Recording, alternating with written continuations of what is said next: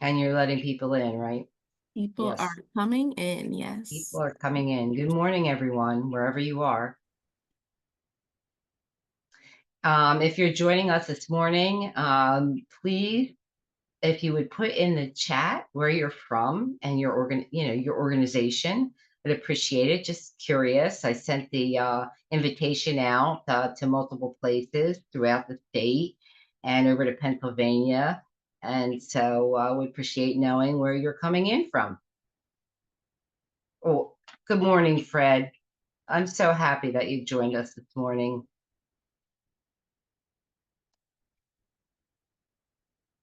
Hi, Will.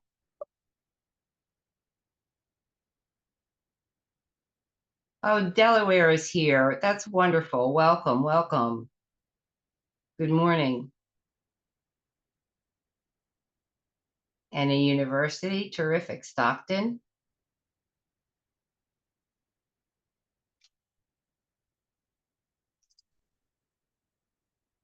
Good morning, all. If you're just coming in, I've just asked everyone if you wouldn't mind to just put in the chat your name and where you're from. I'd like to know where everybody's coming from. That would be great. I sent the invitation to this summit out to multiple states.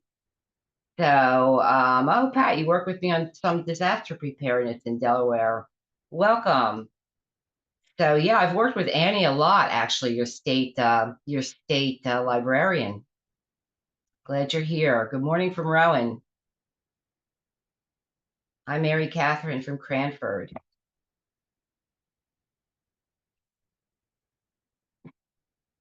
Hello, Princeton. Oh, I'm glad my message got out there to some of the universities. Welcome.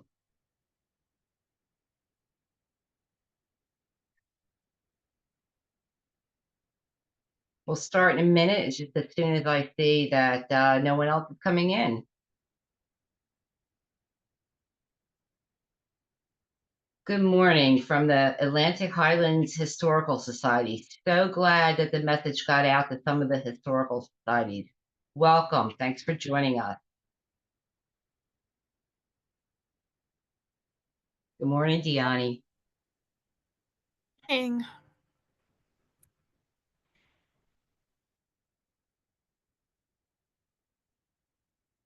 Okay. Well, I think that we have just about everyone. It seems that the participants have stopped coming in, so let me get started. It's a couple minutes after 9. Good morning, Andrew, from the State Council on the Arts. I'm going to call you. I promise. I have your messages. So I want to get started this morning. My name is Michelle Stricker, and I am the Deputy State Librarian for Library Development, and that is the outreach arm of the New Jersey State Library. And all of us in library development have our different roles to play, but mine over the past 19 years have been in preservation and disaster preparedness and community resiliency, along with trustee and director training. But I want to tell you a little bit before we get started about NJCAR, the New Jersey Cultural Alliance for Response, because we really had a unique partnership with this organization. So NJCAR started around, I want to say 2008 to 2010, we came together thanks to an IMLS grant.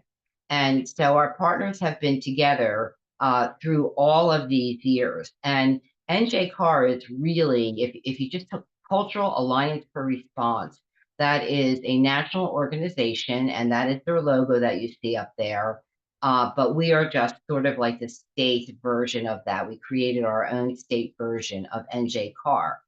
And what NJCAR does is empowers New Jersey's cultural communities to preserve their valuable assets and sustain operations before, during, and after disaster strikes. So this really 12-year alliance is comprised of a network of organizations, associations, agencies, and individuals that are dedicated to safeguarding the state's cultural heritage. And I want to just tell you about our partners because we really had just about every cultural organization, state organization, as a member of NJCAR. So not only was there the New Jersey State Library, we partnered with the State Archives, the New Jersey State Museum, the New Jersey Office of Historic Preservation, the New Jersey Historical Commission, the New Jersey State Council on the Arts, Rutgers University, and the whole point of NJCAR is to become partners with emergency management. So we were partners and we had representation from the New Jersey Office of Emergency Management. Now, a lot about NJCAR and what makes the New Jersey group unique is that we have the State Council on the Arts as our partners. No other state who participates in a Cultural Alliance for Response had the State Council on the Arts.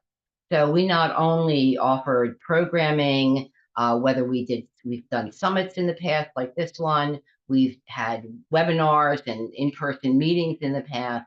So not only are we concerned with cultural organizations, the facilities and their collections, but the State Council on the Arts brought sort of a new idea to us, in that we had theater people and theater groups joining, and we concentrated on some programming that reached out to artists, and their studios and their collections, and how to take care of their own selves and their own work should a disaster strike. So that really made NJCAR unique. It was a free membership group. And we do have a website. You could find it online. And if you have any questions about NJCAR, there's my email. I'm here. I'm retiring at the end of December. So if you have any questions, please feel free to email me about NJCAR. And so, Alexia, could you put up the agenda for the day, please? Absolutely. Thank you. We have our tech support, Alexia, joining us this morning. She's hidden behind the New Jersey State Library logo. So this is what we're going to be doing today. We have 3 programs.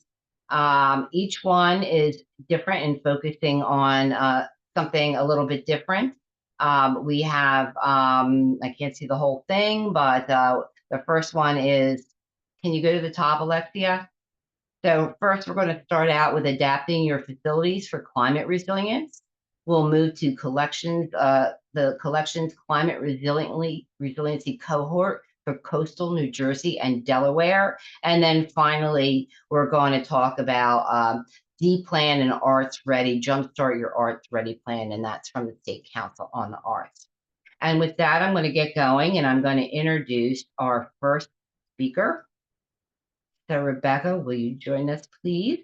Good morning, Rebekkah. Good morning. I am really thrilled to have here one of my favorite people, someone that I've worked a long time on many different projects with, but who is my inspiration for anything that we do with disaster preparedness and response. And that is Rebekkah Smith Aldrich. She is the executive director at the Mid-Hudson Library System and co-founder of the award-winning Sustainable Libraries Initiative and the principal author of the National Climate Action Strategy for Libraries. Now, Rebekkah is an active member of ALA, chairing the Council Committee on Sustainability, serving on the board of the Center for the Future of Libraries, and as a founding member of the Sustainability Roundtable. She was recognized as a library mover and shaker in 2010 and was presented with the New York Library Association's Outstanding Service to Libraries Award in 2018. An adjunct professor at the Palmer School of Library and Information Science at Long Island University, Rebekkah serves as Library Journal sustainability columnist and has written and co-edited 3 books for ALA editions, along with authoring the New York State Handbooks for New Directors and Trustees. Rebekkah is a frequent presenter and writer on the topic of leading libraries forward in smart, practical, effective ways, and she's here today to tell you how you could take some of the things that she does for libraries and apply them to your own cultural institutions. So welcome, Rebekkah, and I'm going to turn it over to you. Thanks for joining us today. Oh, thank you so much, Michelle. I can't help but laugh when you say that I'm your go-to, because you're my go-to. So I'm sure as many people on the call, it's a very bittersweet moment to hear you say you're retiring at the end of the year. The work you've done on behalf of cultural organizations across the country on disaster preparedness work is simply legendary. And I'd like to personally thank you, as I'm sure many people on the call here today would as well. The work you've done is practical, it's applicable, it matters, and it not only protects our institutions, but helps us be better partners in our community. So Michelle, thank you for all you've Oh, done for so many thanks. years. Thanks, Rebecca. And we'll be seeing each other after I retire, I'm All right, sure. that's a promise and a threat. All right. Okay. All right, good morning, everyone. Thank you for being here. I really appreciate the opportunity to speak to you about adapting facilities for climate resilience. Regardless of what's going to be happening at the national level, we still have responsibilities in our local communities to make sure our institutions and our neighbors are safe. So part of our goal here today is to share some of the thinking behind how we've been helping public libraries, academic libraries, and school librarians through the Sustainable Library Certification Program, but also work I've been doing for about 25 years specific to facility work. That's actually where my whole love of sustainability came from, was working on the New York State construction aid program and helping our libraries think through how to build resilient buildings based on what's predicted to be happening in the future and what we're already experiencing now. So just to give you a teeny bit of background, and then we'll jump right into the content, and I'm definitely going to leave time for questions today if there are any. But the Sustainable Libraries Initiative got started by a group of volunteers here in New York, and now it's actually an international program helping library stakeholders, library leaders think through how to contribute to really resilient and thriving communities in the future. And that's by using this concept of sustainability in terms of it being the nexus of environmental stewardship, economic feasibility, and social equity. And I'll explain that a little more. But really, for the past 10 years, we've been trying to develop tools that help our library friends across the world now think through how to manage in the face of disruption in our communities, particularly because of climate change, not only our facilities, but our operations, our planning, our programs, our collections, everything, which is obviously a very big job. But it really has become quite simple when we use this mindset of sustainability. And so some of you on the call, I know you already know this, the American Library Association, about 5 years after we got started, saw what we saw and named sustainability a core value of our profession, which is a really important moment in the profession to help us all embrace the understanding of what we're contending with when it comes to climate change, as well as the massive economic shifts that need to happen to help protect our communities. So that's a huge change in our professional thinking. And it was really brought about by agreeing on what we mean by sustainability, that it's not just going green. We're really talking about a very systemic issue, and that requires a different way of thinking. So we very much focused on changing people's mindset, as well as giving them tips of how to move forward. But we're really looking for people to have a more balanced mindset when making decisions about things large and small, whether it's a pen, a piece of paper, or a building, which we're here to talk about here today. Can we make decisions that are not only economically feasible for us, but also respect the environment and respect what the environment is now doing to us, but also is taking human health into consideration, as well as equitable communities. So finding a balance amongst those three things is not always easy. There's not always perfect solutions to be had, but there's certainly better decisions we can make tomorrow than we've made in the past. And that's what we're all about, is trying to move forward with this in mind, to make better decisions for not only ourselves today, but future generations. So as many of you here know, the scale and scope of climate change and its impacts really do call on all of us to consider our jobs to be a climate job. And this is a great quote from Project Drawdown, which I know many of you are familiar with. And if you're not, go check it out. It's a bunch of climate scientists trying to help us all understand the smartest things we can be doing right now. But it does really require that we all own this idea that no matter what our job title is, we also have a responsibility to be thinking about climate action and what choices we can make differently moving forward. forward, because at this point, we really need everyone to pull in the same direction. This is a large enough issue that we are all contending with in our personal and professional lives that we can no longer just kind of be in isolation, having some good thoughts. You need to find community like you have here with the Cultural Alliance and other groups that you're parts of, and really agree on the priorities for your geography and where we all need to be pulling in the same direction in order to contend with the scale and magnitude of what's here and what's coming. And this applies to many areas of our work, I know, but I think it's particularly important on the topic of climate change, because often when we're not facing down the headline of an impending hurricane or impending flooding or the aftermath of some of these events, sometimes we forget to prioritize it. And that's what's been happening for years now, which has not moved us forward at the pace which is necessary. Because the truth is, climate scientists, they're not joking around at all when they tell us we've turned a corner here. And Michelle actually was the one who connected me with some pretty devastating news.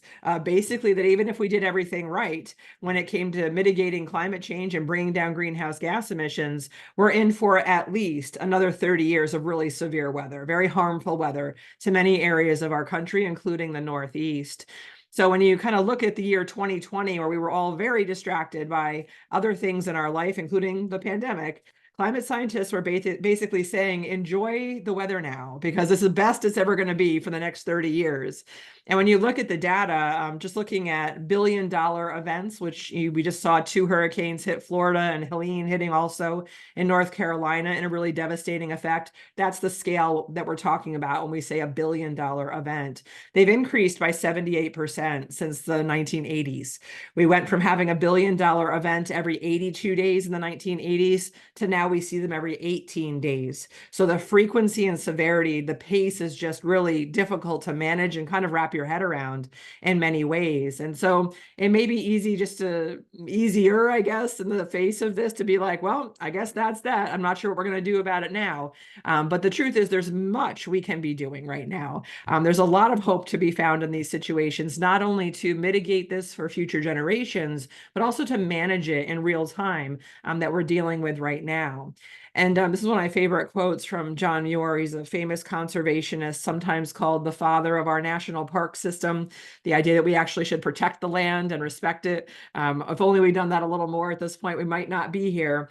But he really did a great job of articulating the fact that this is very systemic. It's not just about the environment. It's about economic choices. It's about people and how we've treated them in the past, and how we need to really consider all of that as we pick our paths forward.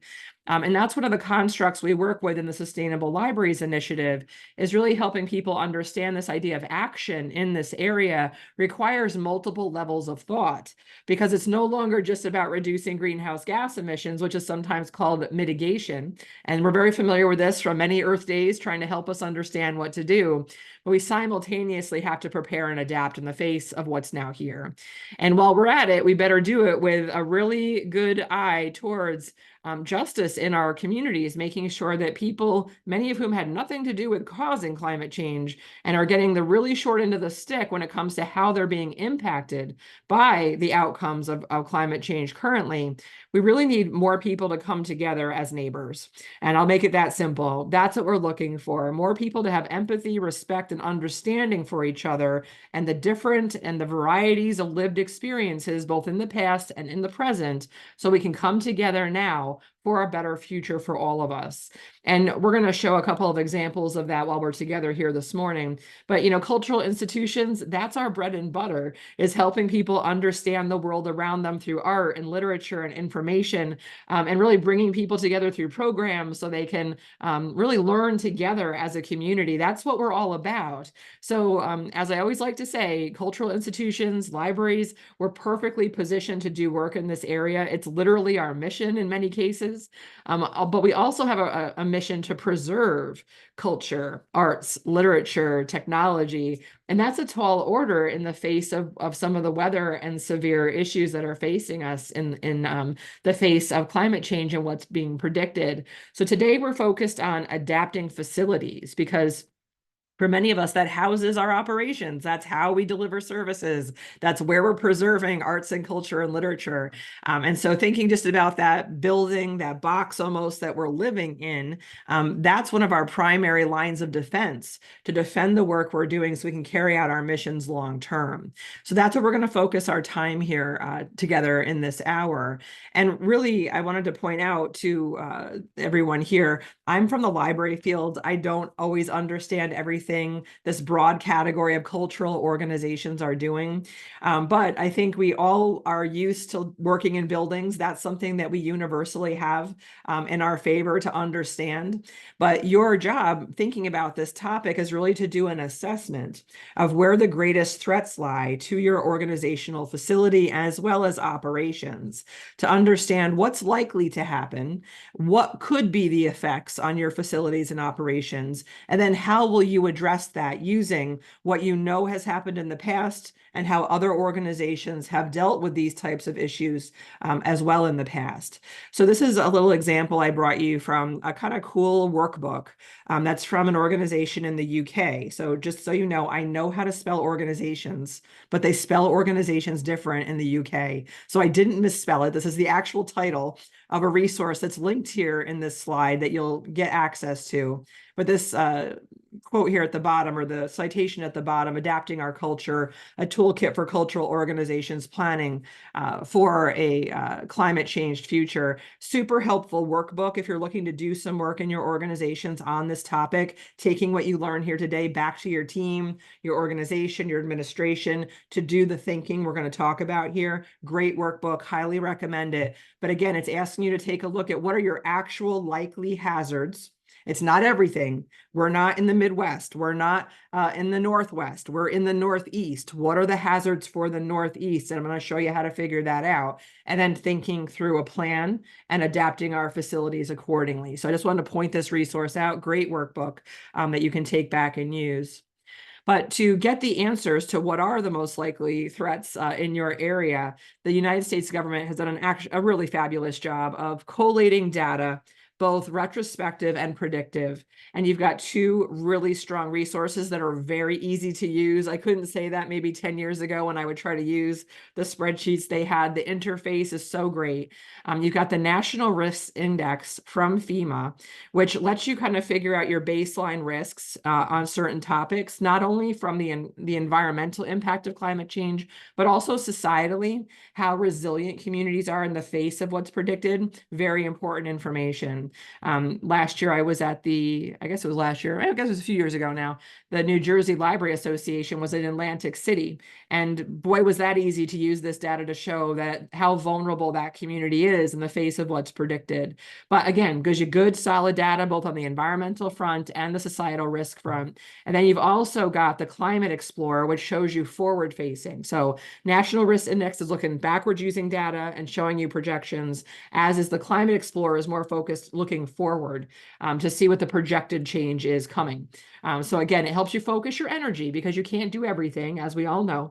So you're going to focus your energy on the things that are most likely where you live and where your organization is based.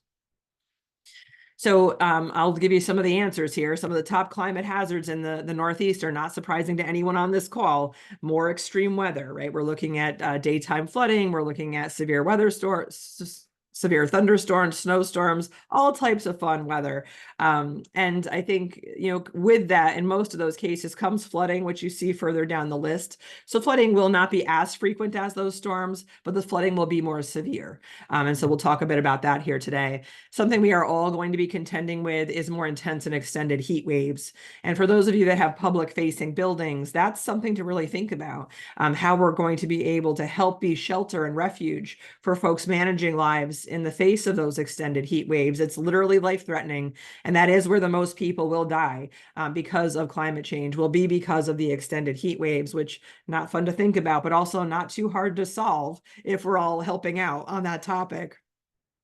I mean, we just experienced this weekend here where I live, lower air quality. I live up in Columbia County in New York, but wildfires down in Ulster and Sullivan County, the smoke was coming over into our neck of the woods and really making it so I couldn't work outside this weekend and put my garden to bed. So air quality issues will continue to worsen, and that's another big health impact for folks that have conditions like heart disease and asthma and other issues with lungs. So again, being a refuge for public facing buildings, it's not just going to be for cooling and warming anymore. It's also going to be an air quality refuge issue, which is something I don't know that we've really thought about before the past 2-3 years. Water quality may also suffer in some of our areas due to flooding overwhelming our stormwater management systems. So that will be part of your assessment of your facilities and your sites, how stormwater is being managed on those sites, not only to prevent flooding, but also so we're not contaminating our water sources for potable water. So flooding, we've got all, your mileage may vary depending on where you live, but flooding is going to be a major factor in the Northeast moving forward. We've seen multiple examples of that just this year. I'm going to show you the latest one as part of the presentation here today. And then some of you are right on the coast. And as you know, rising sea levels are incredibly devastating to the communities impacted by beach living. So thinking about the erosion of our beaches, storm surges coming in further, just the general rising of sea levels and what that will do to communities. So particularly if your organization is located in an area that will be affected by rising sea levels, I hate to say this, but it may literally be time to move your building, to really think about relocating, because a couple of decades from now, that's going to be very untenable unless you build quite the flood fortress, shall we say, moving forward. So they're just the realities that we're confronting here about this situation. So just to keep the fun going, we've also got aging infrastructure. So that might not even be your building. It might be things your building is connected to or ways people get to your building, from water mains to bridges to all sorts of other municipal infrastructure, which is just aging to the point where it's not just going to be repairable, it's going to fail, which is going to be catastrophic in some senses before it can be fixed. So as you are assessing your vulnerabilities when it comes to your building, it's not just those walls, you're also looking at those connections to your building to assess your vulnerabilities and plan for when it comes to adapting facilities for climate change. Now, the other thing I thought I would bring up, which is interesting for our region of the world, is that in a few decades, we will be considered a haven for a number of folks living in more vulnerable areas of the country, from the Southwest, where the heat will become unbearable, for rising seawaters, where people are just going to be tired of rebuilding and maybe not able to afford to rebuild. We're already hearing some of that now. People are relocating from Louisiana and Florida because of that now. But our area is very desirable. So it's not like our buildings are going to be used less, is my point here. So investing now to shore up infrastructure, to protect our buildings, to really plan for the long haul is truly called for. We're not going to be, for the most part, areas that are being abandoned. In fact, we'll have more folks joining us, both to participate in our programs and serve on our boards and help out with this work. But there'll just be more folks in our region, which can cause complications too, but for the most part may be a good thing. But it can change the dynamics of a community to a degree that becomes something to manage in and of itself as well, but not what we're here to talk about today. So we mentioned flooding as one of our top threats to our facilities moving forward, and there's been plenty of examples to point out. And those of us that deal with library collections and precious local history materials and one-of-a-kind things that we've saved from a historic preservation perspective, we live in fear, right, of water damaging those collections. And so for public libraries, you're usually dealing with things that are fairly easy to replace, best-selling books and technology, furniture. Those are all things that you can replace. It's costly. So there's a little reminder, make sure your insurance coverage is up to date. But then we've got really special collections. And I wanted to share an example with you. If you haven't seen this video yet, it's amazing from a really horrific standpoint. But the Smithtown Library in Suffolk County, New York, they're featured globally for the video their security camera caught when 10 inches of rain fell in 4 hours. Really, no stormwater management system on Long Island is designed to manage that much water that fast. And this property got completely overwhelmed. Their first floor is split. It's half underground, half above ground, and the water just filled it to the roof. And unfortunately, a very valuable local history collection, the Long Island collection, was housed in that space. So can you imagine this precious collection, water completely flooded to the ceiling, burst through the wall, flooded the rest of the library. That's what you're seeing here. Really devastating to this library and community. And just to give you a scope of cost, at this point, they're trying to figure out how to move forward, but their very first move was to protect that collection and to salvage as much of it as they could. And they had a good disaster plan in terms they knew who the vendor was who would help them in that moment. But just to transport the collection to the vendor, to just freeze it and hold it, cost $700,000. That doesn't touch rebuilding this, restoring that collection. So many things that need to be done now in this building because of this wreckage, this intense water event caused in this building. So it can happen where you are. I think that was my takeaway from this story, and how important it is to not locate our stuff that's really valuable and one of a kind in low-lying areas of our buildings, really elevating those things higher, both from a collection standpoint and some of our equipment that runs our facilities, which we'll talk about in a few minutes. So part of what we're talking about here, I highly doubt most of you have plans to completely move your building or build a brand new building. For the most part, what we're talking about are retrofits to our existing buildings. And in the past, we maybe have done retrofits for accessibility or energy efficiency. Now we need to build in resilience retrofits moving forward. So when you think about assessing what are the hazards most likely to impact your buildings, we're going to do specific planning, possibly for one or more hazards that we know we're facing in our geography. So I would suggest that resilience is not just storm preparedness, but also that first part of the equation of mitigation, bringing greenhouse gas emissions down.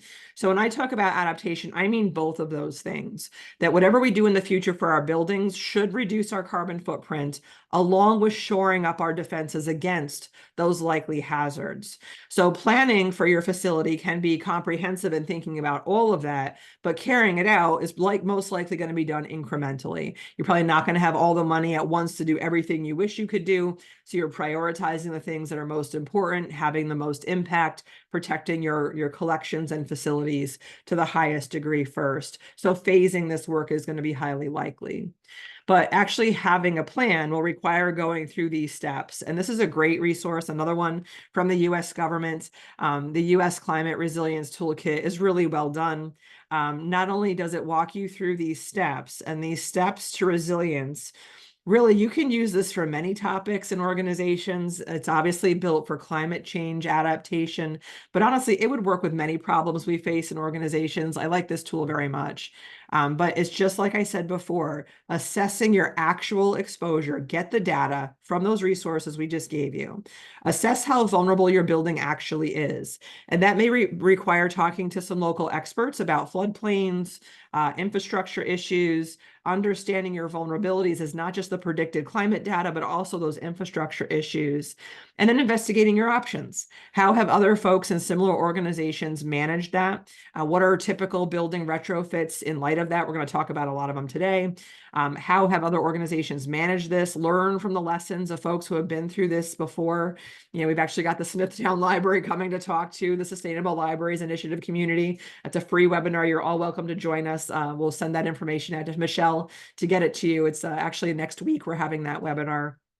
And then just prioritize and plan. That's all you can do. Once you know, you kind of can't unknow, and then you've got to figure out how to move forward from there. But it's just a typical plan, just like any other plan you've built for your organization. So at that point, your job is to reduce the risk, right? You are the steward of this asset, which is your collections and facility, as well as the people involved in your organization. So that's just learning as much as you can about the hazard you've identified and what are the likely ways you can mitigate that in your facility. So you're reducing risk, or you're creating, here it says reducing sensitivity. Maybe you're creating redundancies, so your system is not as sensitive. So if the electrical grid goes down, you've still got a backup generator. The internet connection goes down, you've still got a satellite internet connection. Creating those redundancies means you're not quite as sensitive to the likely hazards. And then increasing your adaptive capacity. That might be policies, it might be training for staff, it might be having the right supplies on hand to do what needs to get done in the aftermath of this. So reduce, exposure and sensitivity, and then build capacity in light of what you've learned. This is the major steps that we're outlining here for the work to do in this topic. But I always think of buildings as a system, just like an ecosystem. When you think about that quote from John Muir, how everything is connected, just like in nature, it often is that way in a building as well. And understanding how those systems work together is a really powerful bit of knowledge to have as someone living in a building. Now, if you are really lucky, you're sitting in a building that was designed to a sustainability standard, like one of these rating systems. And maybe some of this stuff has already been thought about for you. But chances are most likely you're in a building where this was not thought of at all. You are not building to sustainable design standards. You certainly, like the leadership in environmental and energy design from the U.S. Green Building Council. It's very rare to be in a building that uses the Living Building Challenge, which really holistically thinks about this stuff to begin with. But I wanted to throw this in here in case you are that leader who ends up building a new building. You don't have to reinvent the wheel. Use one of these programs to help shape how you build a new building. It'll save you time and money, a lot of money, because you'll know what you're doing up front. You're not iterating in the middle of a project once you realize something. So super valuable. Like I said, a lot of mythology, these cost more, but if you know what you're doing and hire people that are familiar with these programs, it costs no more than regular construction. So just putting that out there for those lucky folks who get to build from scratch. So step one in your facility plans, I hope you have a facility plan. If not, I have a super simple outline I can send you, but it should prioritize climate change mitigation and adaptation in there. So your organization should agree this is a priority. That should be for every organization across the country in this moment. So I would imagine many of us don't have that. So there's something to put on the to-do list. Now, we've got libraries that are emerging through the Sustainable Libraries Initiative program who have been building plans, not only into their facility plans, some have standalone sustainability plans where they're creating greenhouse gas emission goal reduction goals for themselves, which is wonderful. They're also thinking about other areas of operations that both contribute to climate change, greenhouse gas emissions, but also are related to some of the adaptive things that need to happen to change how we think about running our organizations moving forward. So when you get the slide, you can click on this, check out the Concord Library Sustainability Plan. It might spark some thinking for you. Now, adaptation strategies for facilities themselves. This is super concrete, practical stuff.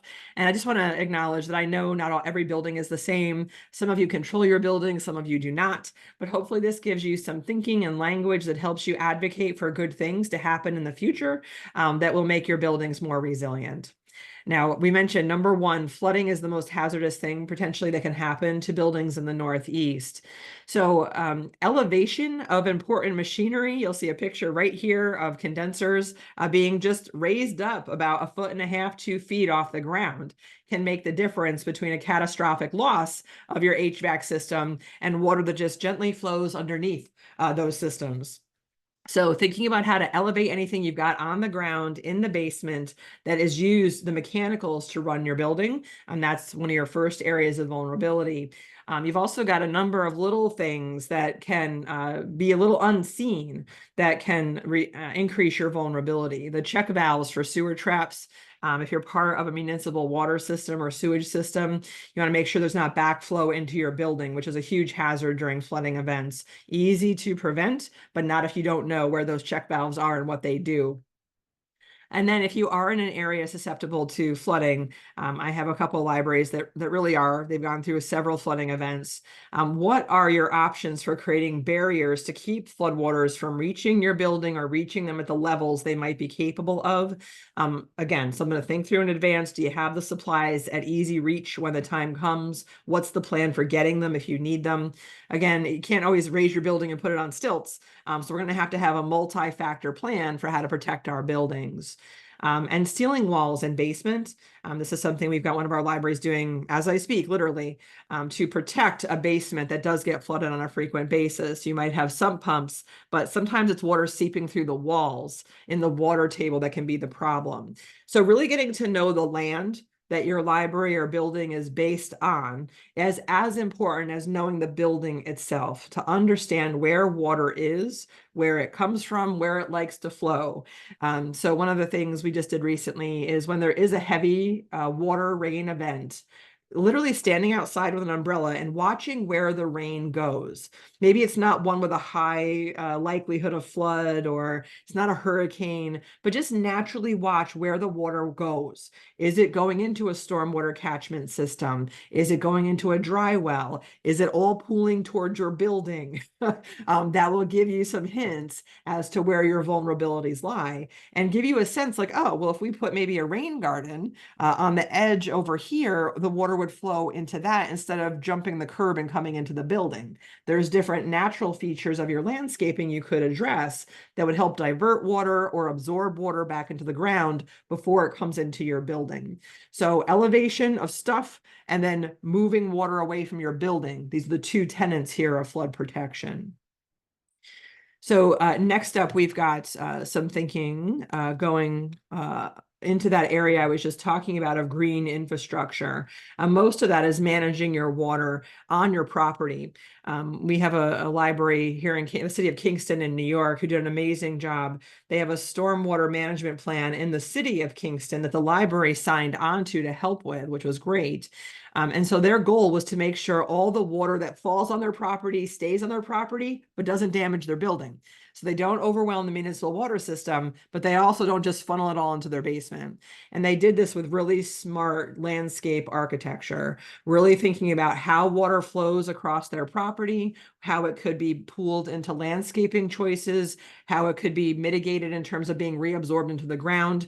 And then, so if it does overwhelm the water table and it cannot be absorbed, there's a minimum amount coming into the stormwater management system and the municipality. So you can be using native plants that are going to thrive in your ecosystem. You can be using different types of stormwater management infrastructure. Some of that can be green infrastructure. The idea is just to minimize the impact on the built infrastructure. Permeable pavement is having pavement. It can even look really normal, but it's designed to absorb more water underneath it without damaging it. I have a library up in the mountains here in the Catskills where there's a crazy video. They dumped a whole dump truck of water onto the pavement and it just got absorbed. It didn't run off into the stormwater management system. If you are bordering wetlands, part of the job here is to protect those wetlands. That is an ecosystem in and of itself, and also is likely tied to potable water for some community nearby. So that is something to protect. You don't want to divert water into an ecosystem that ruins it. And then trees obviously are a very good thing for many, many reasons. Not only are they creating more oxygen for us and protecting us from CO2, they're providing shade and they absorb more water. So if you can get more trees onto a property and do it smartly, that's usually a pretty good thing. So next up, I'm sorry, when you click on this, you will also get some more information about green infrastructure from Rutgers University, actually, right there in New Jersey. A great green infrastructure maintenance manual is linked to this slide. The next thing I wanted to point out is your building envelope. And when I say that term, what I mean are literally the roofs, the wall, the foundation of your building. That's the envelope. It's just what's protecting you from the elements, windows and doors. All of these things are contributing to indoor air quality, as well as the comfort, the indoor air quality comfort of humans in your space. And so as we think about extremes, heat, extremes, cold, extreme air, your building envelope is really key to keeping you safe and comfortable inside that building. So having assessments done, I know many states, and I'm sure New Jersey is one of them, have government agencies that are helping with these assessments, or you can hire engineers that can help you with the assessments of your building envelope. Where is air infiltrating? Where is it exfiltrating? How do you create a tight building without compromising the ventilation necessary to be a human? These are a careful balance that needs to be achieved, but also thinking about higher ventilation levels of air through your building, given the air quality issues we will be facing. So that building envelope assessment after your flood assessment is really smart. It's a good place to put some attention, and with some small fixes, you might have a much more, I think, resilient building overall. But this is obviously also tied to energy efficiency and how much you're spending to cool and heat air. If you're spending a lot of money to just it just leaks outside, that's not very efficient. You're wasting money that could be used elsewhere. So that kind of assessment can also help you with that question as well. I'm sorry, I went the wrong way. If you're, again, building new or have the opportunity to do renovations using some passive design standards, that is a more resilient approach to building buildings in the future. This is the Phoenicia Library, which is the first public library in the country to be designed using passive design standards. And what that means is they're lowering their reliance on mechanical HVAC systems because they use thicker walls, better windows. The siding of the building maximizes daylight as well as sunlight to warm the building. And they're using the mass of the building to both retain heat and keep it cool. It's really simple construction methodologies from hundreds of years ago that are just smart, that we've all conveniently forgot over the years, but it reduces the reliance on the mechanicals, which again reduces your operating costs, but also means that building will be comfortable for longer without electricity, which is an important consideration moving forward. So it's dry, it's comfortable. They have a specialized piece of equipment that runs their HVAC system that actually has it's really cool. It's called the party button. When you press it, because there's a lot of people in the library, it increases the exchange of air in the building because it's so tight. They want to make sure there's enough fresh oxygen coming in for enough humans that are in the building. But it's very thoughtful, very well done. And they doubled the size of this building when they rebuilt it. And they pay, I think, if I'm not mistaken, 80% less for electricity than they did in the old, smaller, more inefficient building they had prior to the fire that burned them down, which is a whole nother story.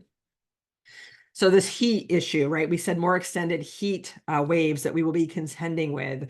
Many of you may find yourself in urban areas where you're going to actually experience even more intense heat because you're in a very paved area with not too many trees. It can be much hotter in the middle of a city than it's going to be in the suburbs and rural areas. So in particular, cultural organizations located in urban areas with not much greenery around you, this will be a bigger issue for your buildings. So moving forward, here's some tips for keeping buildings cool, which can work not only for urban settings, but any setting really. But just good old fashioned operable windows. We often forget fresh air. A lot of older buildings are actually designed to have the windows open and cool them down.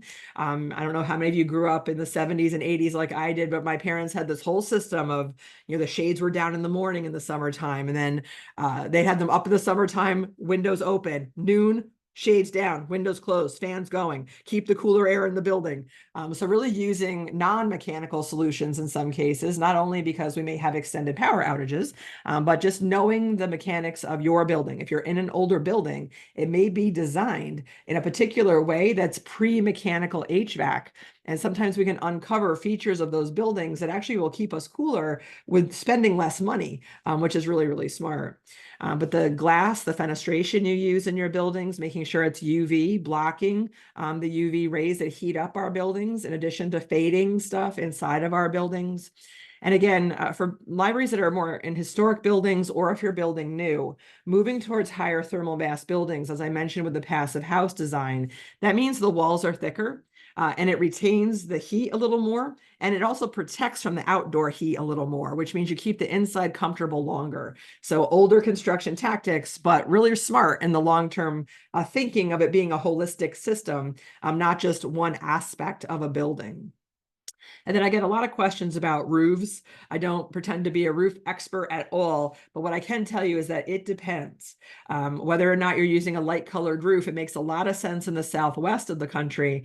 If it makes sense in the northeast is an open question, because we also need a darker roof to help warm our building in the winter time. So that may not be the best solution in the northeast, but if we're going to see more intense sunlight for longer in the northeast, it may become a good solution in our region.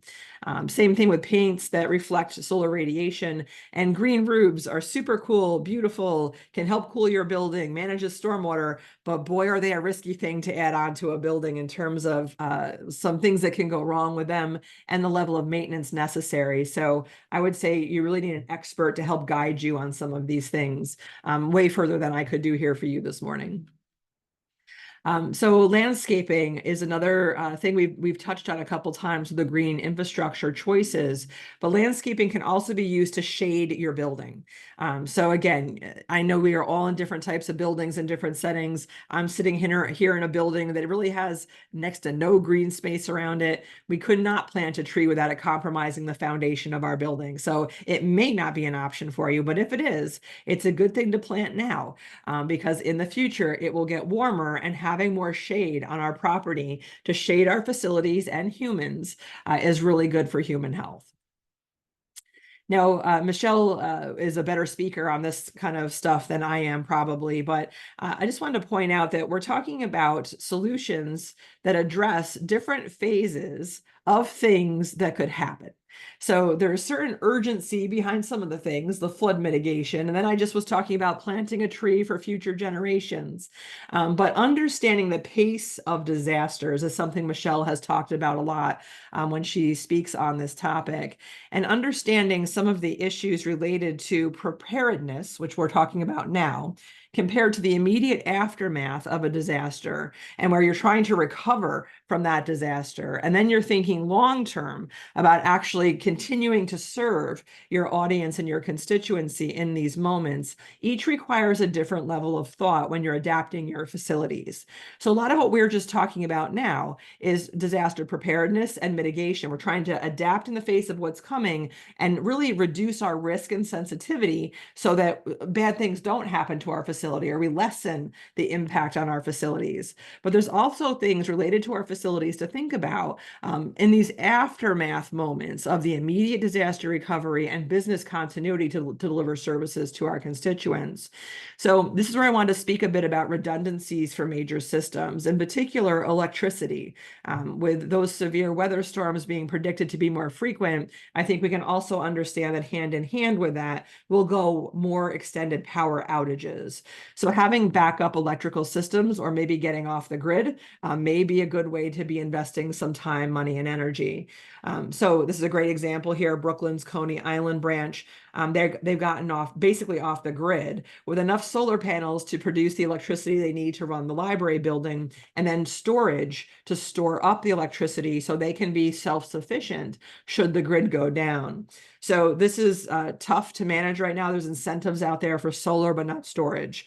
Storage is pretty expensive right now, but the cost is coming down. So my suggestion would be to write it into your plan and then listen for the incentives, and when it's trending down, to know when it might be the right time to jump on the battery storage opportunities. So I keep going backwards instead of forwards, and maybe it's just this week for me. But whole building generators are another redundancy, another way to back up that building and prepare for alternative ways to keep going, depending on what happens next. This is the South Huntington Library in Suffolk County again. And this is a library director who was the assistant director during Superstorm Sandy. This was her first act as director because it really killed her that they couldn't get the building open to help people in the aftermath of Superstorm Sandy because they themselves did not have electricity. So again, redundancy. And then thinking through, where does the energy power come to power this thing? There's a lot of different types of generators out there. And so you can see pretty quickly if it's gasoline or propane, natural gas, they all have different delivery methods, which could be interrupted by a storm you're using it for in the aftermath. So thinking about solar energy powered generators, not super common right now, but I think they will grow in popularity as the reality of the situation is sinking in. So just something to investigate if you have this opportunity. Our outdoor spaces become havens in the aftermath of severe weather in many cases. And so if you've got outdoor space to play with, it's nice to think about it. We certainly got a crash course in that during COVID about alternative program spaces, but also using features of our outdoor areas to help power cell phones, laptops, communication technology. You're seeing more and more folks are building in solar panels to umbrellas over picnic tables. This is an example of a little charging station outside the Harbor Fields Library, where folks know they can come hang out outside and charge their phone, which just seems lovely excuse to be outside right now. But in the aftermath of a storm where you don't have power or solar at home, it's a lifeline to keep your phone going, which is pretty important in the aftermath of disasters. So, oh, I did it again. Solar EV charging, not that common right now, but I think with the increase in electric vehicles on the road today, this will be critical infrastructure moving forward. And if libraries and cultural institutions can be that place where folks know they can depend on this, that would be wonderful. So not just electric vehicle charging, but solar charging, to make it independent of the electrical grid when the grid goes down, maybe infrastructure to invest in if you're able to. It's a smart place to locate this in our communities. So this goes into thinking about some of the aftermath issues and how we've got our continuity of business operations going. Maybe your building has not been compromised as much, but folks are relying on your facility, or workers are in your facility trying to salvage or maintain collections in the aftermath of some of the things we've described happening. These are just some tips of things that we might want to consider having on hand, so we're not scrambling and looking for them over time. In a survey of library staff who have been through major disasters, these were some tips we got from them about having flexible space so it can be reconfigured in times of need. What are your emergency lighting options? You can actually light the space so it's safe for library workers if you don't have a whole building generator. If you're building a building, you need more outlets than you ever thought you would. And most of us know that as library folks. But having more storage, I know we never have enough storage for just our regular operations, but thinking about having some new things on hand moving forward would be important. Really thinking about maybe smaller generators like the Jackery that can power a few laptops on a light, or folding tables, or things like extension cords and walkie-talkies if the communication system is compromised. I know it sounds like dystopian, but I've been here for 26 years and I've seen a lot of cases in which this was very necessary and really came in handy. And it might not just be for your organization. You may be able to lend it to other organizations in need, or help recite organizational service points like FEMA into spaces like cultural organizations where they're desperate to serve the public. And you are a great go-to spot because you've been thinking about this stuff sooner than many other facilities in your community. So just to wrap up here, I love this organization, the Resilient Design Institute. They really helped me think broadly about what resilience means in buildings. These are the 10 design principles that I find helpful when thinking through many things, but particularly buildings. And I was at a conference, over a decade ago now, where the author of these design principles were teaching us about them and walking us through these things. Talking about how to create resilient buildings means designing for human health. It means putting redundancy into our thinking. How do we create system redundancy for electricity, water, internet? You can see what I mean here. A lot of these things are reflected in the examples that I gave you. But I'll tell you, he gave us a little mobile app. It was before Mentimeter. It was, I don't know how he pulled it off, but we all had a little app that we logged onto, and he asked us to rank these 10 design principles. And I'll tell you that number 9, which I'll read here for you, social equity and community contributes to resilience, was the number 1 design principle of the folks in that room. Now, I was the only librarian in that room. Everybody else were architects, construction folks, landscape architects, people in the trades, and then me. And I was like, well, I'm going to put number 9 at the top because I know it really takes neighbors helping neighbors. But I'll tell you, everyone in that room ranked number 9 as the top design principle for resilience. So going back to that whole idea of climate justice and really focusing on building empathy, respect, and understanding for our neighbors is part of this work, which can happen in our facilities for sure. But I think it happens every day in the work we do as cultural organizations.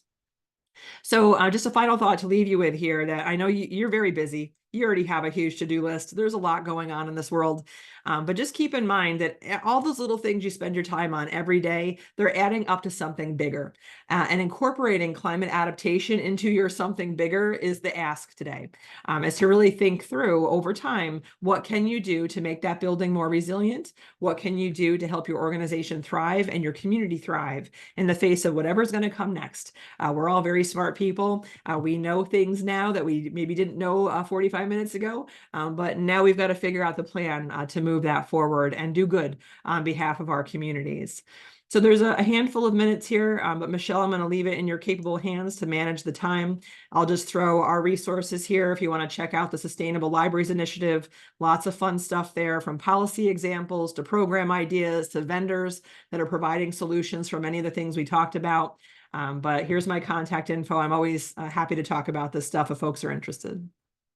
Thanks, Rebecca. And we do have a couple of minutes. There is one question in the Q&A. So if anyone else has a question, please throw it in there now. I have a couple of quick comments. And Rebecca, always fantastic. And I really wanted to bring Rebecca here today for the cultural institutions, because I think libraries have done a lot of work already, sort of, in this field.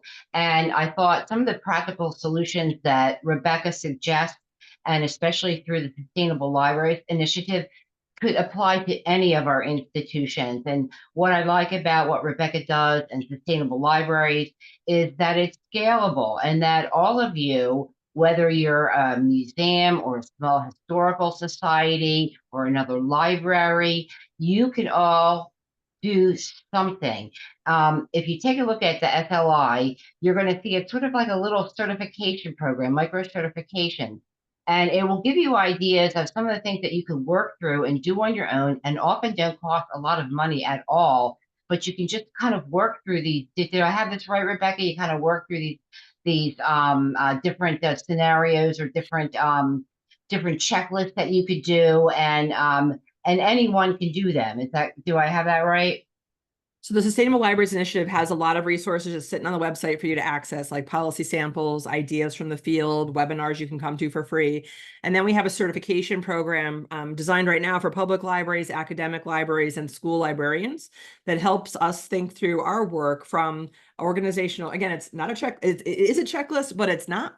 The goal is to change our organizational culture, to use that triple bottom line mindset to find the balance in our decision making throughout our organization, from everything from policies of how we treat our library workers, to how we run our buildings, to how we design and maintain our collections, to how we dispose of stuff in our organizations, to how we think about our finances long term. Really just focused on really strengthening our libraries, and to really be thinking about the resilience of not only ourselves, but our communities moving forward.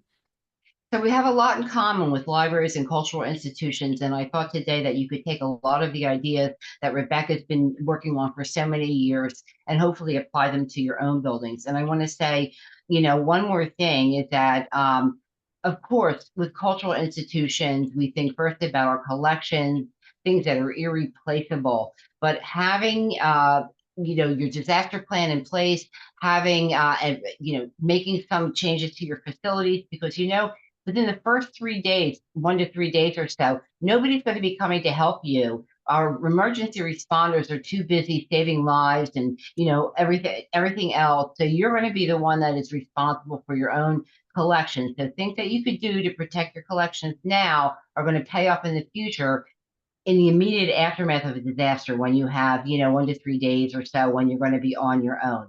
And then let me get to the one question, Rebecca. Someone asked, can you suggest any funding sources that might help with the higher cost of modifying buildings with environmentally friendly elements?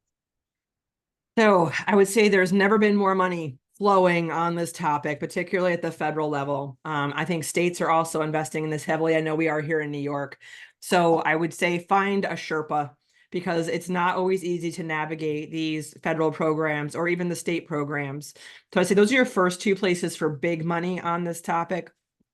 But we're also seeing I think, resurgence, or maybe finally the emergence of green banks that are putting money in low interest loans for work in this area, which may or may not be suitable for your situation. But I also think we're seeing some charitable and family foundations now see that throwing money in this area is going to benefit communities on a wide scale. So we actually just saw here in New York, our New York State Council on the Arts is now investing in facilities, which I have not seen them do at this scale. The governor just announced $80 million for cultural organizations to work on facility issues. So I would say work your network, start at the feds and state, then get down to community foundations and see what they're able to do for you, and watch other projects like a Hawk. Where do they get the money to do what they're doing? And see if you can convince folks you should get some of that money too. Great. And I want to just leave you with one more thought. The role that the libraries play in the community after a disaster has kind of been well documented. But the arts, the theaters, your historical societies, your museums, you also play a role in bringing the community together after disaster. Once you find that your collections, have been safe, but you do play a role in getting the community back on its feet again. And I've read many stories about artists going out in the community. It's like giving art classes, doing art therapy, and all of this helps to not only make you more resilient, but your community more resilient. And with that, Rebekkah, I know you have to run. Thank you. You're wonderful as always, and I really appreciate your popping on this morning and sort of taking on other institutions and sort of making it all work together. So I appreciate that, and any resources that you send, I will make sure to get out to the attendees today. Thanks so much. Thank you. I'll see you soon. I hope so. Yes, 12th Saturday, right? I know. Take care, and thank you very much. Okay. Okay, so we're going to go right into our next program. And with that, I would like to introduce you to Dyani Feige, who is the Director of Preservation Services at the Conservation Center for Art and Historic Artifacts. And I'm sure she's going to tell you a lot about that, but Dyani's kind of my outreach person, at the Conservation Center, which is, one of the foremost conservation centers in the country. And I've been involved with them for a very long time. They've done a lot of programming for the State Library and for NJCAR in the past. I especially love their live demonstrations on salvaging things that were in water, and practicing on that. And so, I mean, you've just done so much for us in the past. I couldn't even name all the programs, but I want to welcome you here today, Dyani. Thank you. And I'm going to let you get going on your program. Wonderful. Thank you so much, Michelle. And thank you, Rebekkah.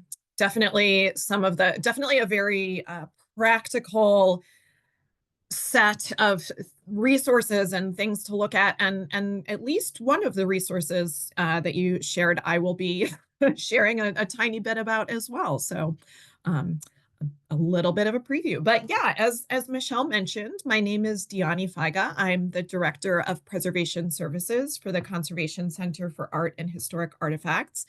I'll tell you a little bit more about my organization in just one moment, but I am here today to talk mostly about an NEH-funded initiative that we have just jumped off into. We are putting together a small cohort of small to mid-sized institutions in coastal New Jersey and Delaware to look at their environmental program and some sustainability options for them in the face of climate change and particularly the risks that come with being located in a coastal area. But more about all of that in a moment.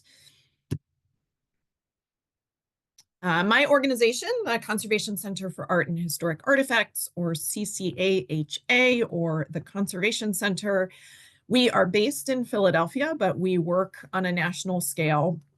We are one of the largest nonprofit conservation centers in the United States. Our conservators focus solely on paper-based materials. So they work on treatments, stabilization, housing, et cetera, for archival materials, art on paper, books, photographic materials, historic paper predecessors like parchment and papyrus, and even more complex objects involving paper like wallpaper or sculptural objects that have a paper component. We have a digital imaging team that do digitization and digital preservation for not only some of the objects that are treated in our lab, but for other collections as well. Likewise, our housing and framing department. And then my team, Preservation Services, we really, as Michelle kind of hinted at, we really are the education and outreach wing of the organization. So we are the team who are most frequently out in the field, teaching and coordinating education programs, working one-on-one with organizations to address and start working toward putting action items in place to address their preservation needs.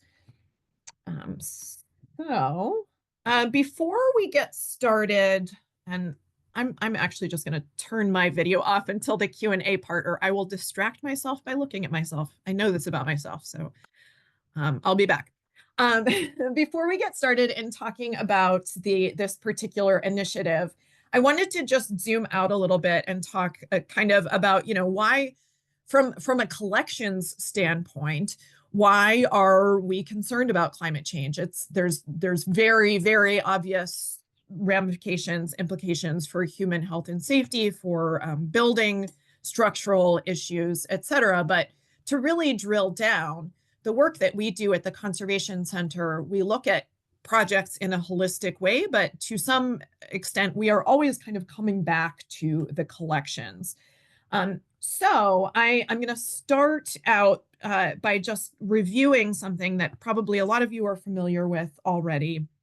And that's the 10 agents of deterioration. I'm not going to go through all of them, but the 10 agents of deterioration were introduced by the Canadian Conservation Institute as each agent being an external force that can cause deterioration or damage to your collections, and can also be prevented. By understanding the risks they pose and ways to mitigate them, you are already well on your way to protecting your collections. And, of course, that's kind of the underpinning of most of the work that NJCAR does, is being prepared and working to mitigate.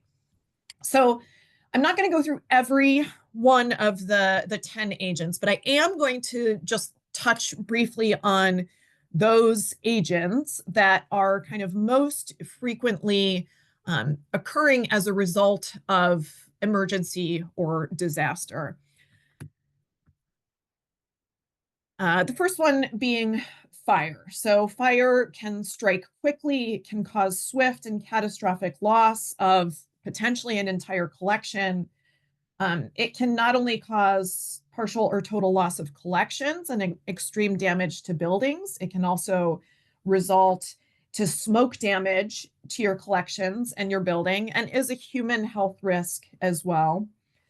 So fire prevention, of course, is always given a very high priority in preparedness.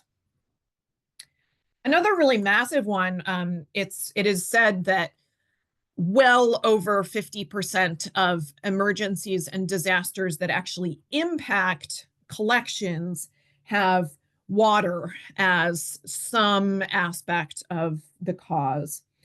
Water leaks and floods are the most common causes of water damage, but water damaging an object can also simply be caused by spilling a beverage. Collections are often stored in areas that are particularly vulnerable to water damage through floods and leaks, those being basements and attics.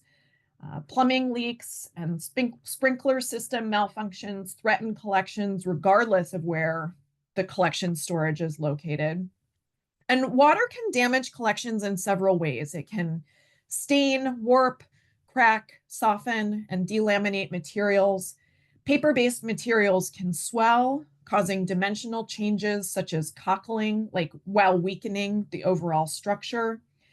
And the presence of water promotes mold growth, not only in the collections themselves, but in the overall physical space, raising the relative humidity. That brings us to the next agent, which is those biological factors of pests and mold. These are all actually kind of lumped together within the agents under pests. So pests can include insects, rodents, and mold, all living organisms that can cause harm to collections. Mold outbreaks, as many of you are probably well aware, can seriously damage collections and, of course, are also a health hazard to humans. Part of the reason they cause physical damage to collections is active mold excretes enzymes that can alter, weaken, and stain paper, cloth, and leather.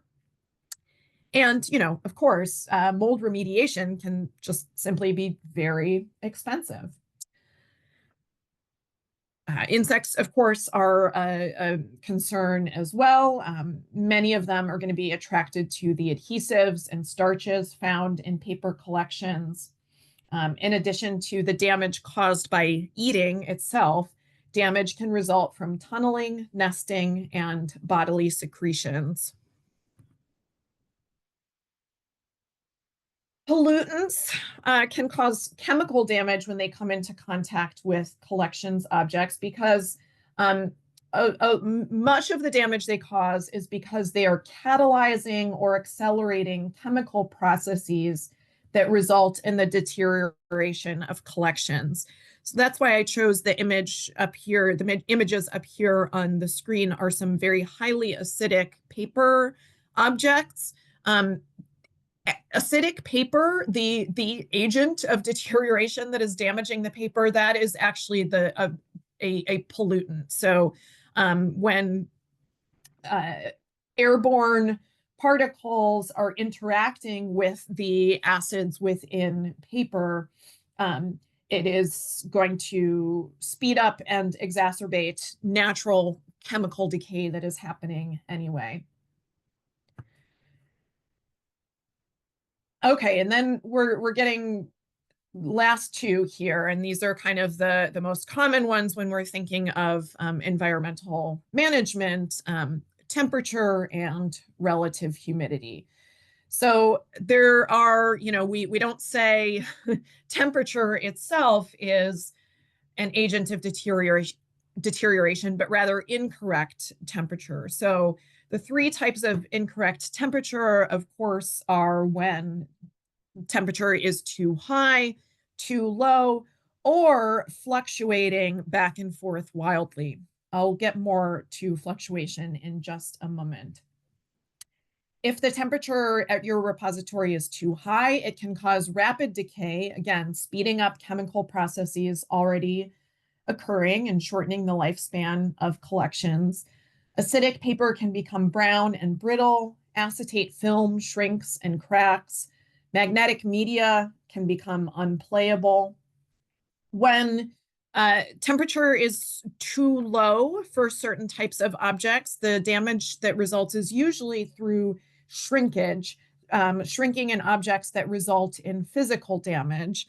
And again, I'll touch more on that in just 1 second when I talk more about fluctuation. And then, of course, the final agent that we're going to talk about is humidity, which is really closely related to temperature. And because they are so related, I'm going to talk about the hazards that they both pose together. When relative humidity is high, mold growth is more likely. Inactive mold can quickly become active with the right combination of temperature and humidity. Mold growth is more likely as relative humidity rises above about 60 to 65% and can also lead to increased insect activity. So again, as we talked about in the water section, paper and parchment will cockle at high levels. Veneers on woods can buckle. Watercolors on paper can even start bleeding. Adhesives can become soft and sticky in high relative humidity. High relative humidity, like high temperature, can also speed up chemical reactions in certain materials, especially if the reactions require water. And on the other end, if humidity is too low, it can cause a variety of other problems. Shrinkage, stiffening, cracking, and flaking of photographic emulsions is possible, along with shrinkage, cracking, and warping of wood or ivory objects. Papers and adhesives can become dried out. Papers that are chemically unstable, like acidic papers, can gradually disintegrate and discolor with prolonged exposure to low relative humidity. And the resource up here on the screen, the dew point calculator, you may be aware of this from other programs, but this is a really great tool if you just go to dpcalc.org. You can put in different combinations of temperature and relative humidity and see what the risks to collections are at that combination of conditions. And then finally, for both temperature and relative humidity, fluctuations are extremely hazardous to materials. The risks of too high and too low are always present, but constant changes can be a huge cause for concern as well.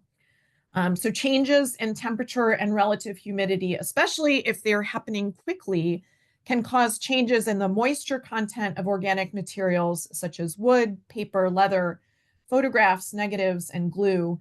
As the moisture content adjusts to the environment, the materials actually physically expand and contract. So these actions then cause internal stress caused by the physical movement of the materials. When the changes are too great, deterioration occurs. It can be relatively imperceptible changes that go unnoticed, like very minimally cracking paint layers over time, or sudden damage, like cracking wood. And okay, so getting back to climate change and risks to collections, there is a resource. The last slide here that I have is all a list of a small handful of different resources.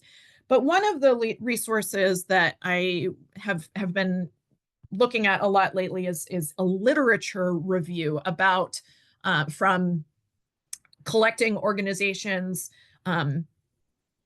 specifically reported impacts to collections that came as a result of weather events likely caused by climate change. So these are just, there were a few impact diagrams that really synthesize the relationships between climatic stressors and changes in the rate of decay of cultural heritage materials. It really, these next two diagrams really kind of depict the interconnections of what is going on in the environment and what is actually physically happening with collections. So I'm not gonna, these are not my diagrams. I'm not going to spend a huge amount of time on them, but I thought they were just interesting to share as kind of a way to bridge that conversation. So this is taking, just the view on temperature and relative humidity. This chart is taking the view on those particular weather events or changes in the natural physical environment, and kind of bridging those impacts across to the collections themselves. So, it's all pretty self-evident, pretty increased decay, fungal decay, structural instability, et cetera. But I think that seeing those connections really drawn in a direct way is can be a helpful tool when we're trying to really wrap our minds around the connections. So getting back to the Conservation Center and the work that we are doing, this work in looking at the impact of climate change and looking at sustainability factors for collections is absolutely not new or solely connected to us. We are just one of many among practitioners in the field who are looking at these types of materials. If anything, I think that we maybe came to it a little late, just because we are kind of in our preservation bubble of, what is the interior environment in a collection storage space and how is that impacting collections. But I think, I think also the work that we've done along the way in emergency preparedness and response has really opened our eyes up to this topic in a very direct way as well. So our first kind of real foray into specifically looking at climate change and issues of sustainability with collections was in a conference, a virtual conference that we presented in November of 2022 called Our Planet, Our Collections. It was focused on the intersection of sustainability and preservation. We hosted presenters and participants from actually around the world. I mean, it was fairly US focused, but we did have some international speakers and attendees as well. And we collected feedback suggesting that there's really a great need for a continued focus on sustainability in preservation. So our next steps were to kind of figure out how we can absorb that and recognize that need and respond to it by doing the work that we do, which is really, at least for the preservation services part of our organization, focused on these smaller to mid-sized organizations. There are still, it was, just about 2 years ago at this point, but there still are some of the resources from the conference up online now. This is the website for that event. You can watch not all of the videos of the sessions, but you can watch a selected, basically the speakers who were comfortable with their videos staying up more or less indefinitely. So yeah, I mean, it's 2 years is a long time in this field. So some of the stuff is not quite as minute to minute pertinent presently, but I would definitely encourage you to check it out if you are interested. This was also sponsored, I should mention, funded by the National Endowment for the Humanities. That's the funding source where we have gotten much of the resources to do any work around this. So that all brings us to what we are here to talk about today. We are responding to that need that we saw by creating a new program for small institutions that will follow a cohort model and result in the creation of on-the-ground sustainability evaluation documents that organizations can then utilize independently. We at the Conservation Center are working with consultant Christopher Cameron of Sustainable Heritage to create a program geared toward creating this cohort of ideally 6 institutions, 3 from coastal regions in Delaware and 3 from New Jersey.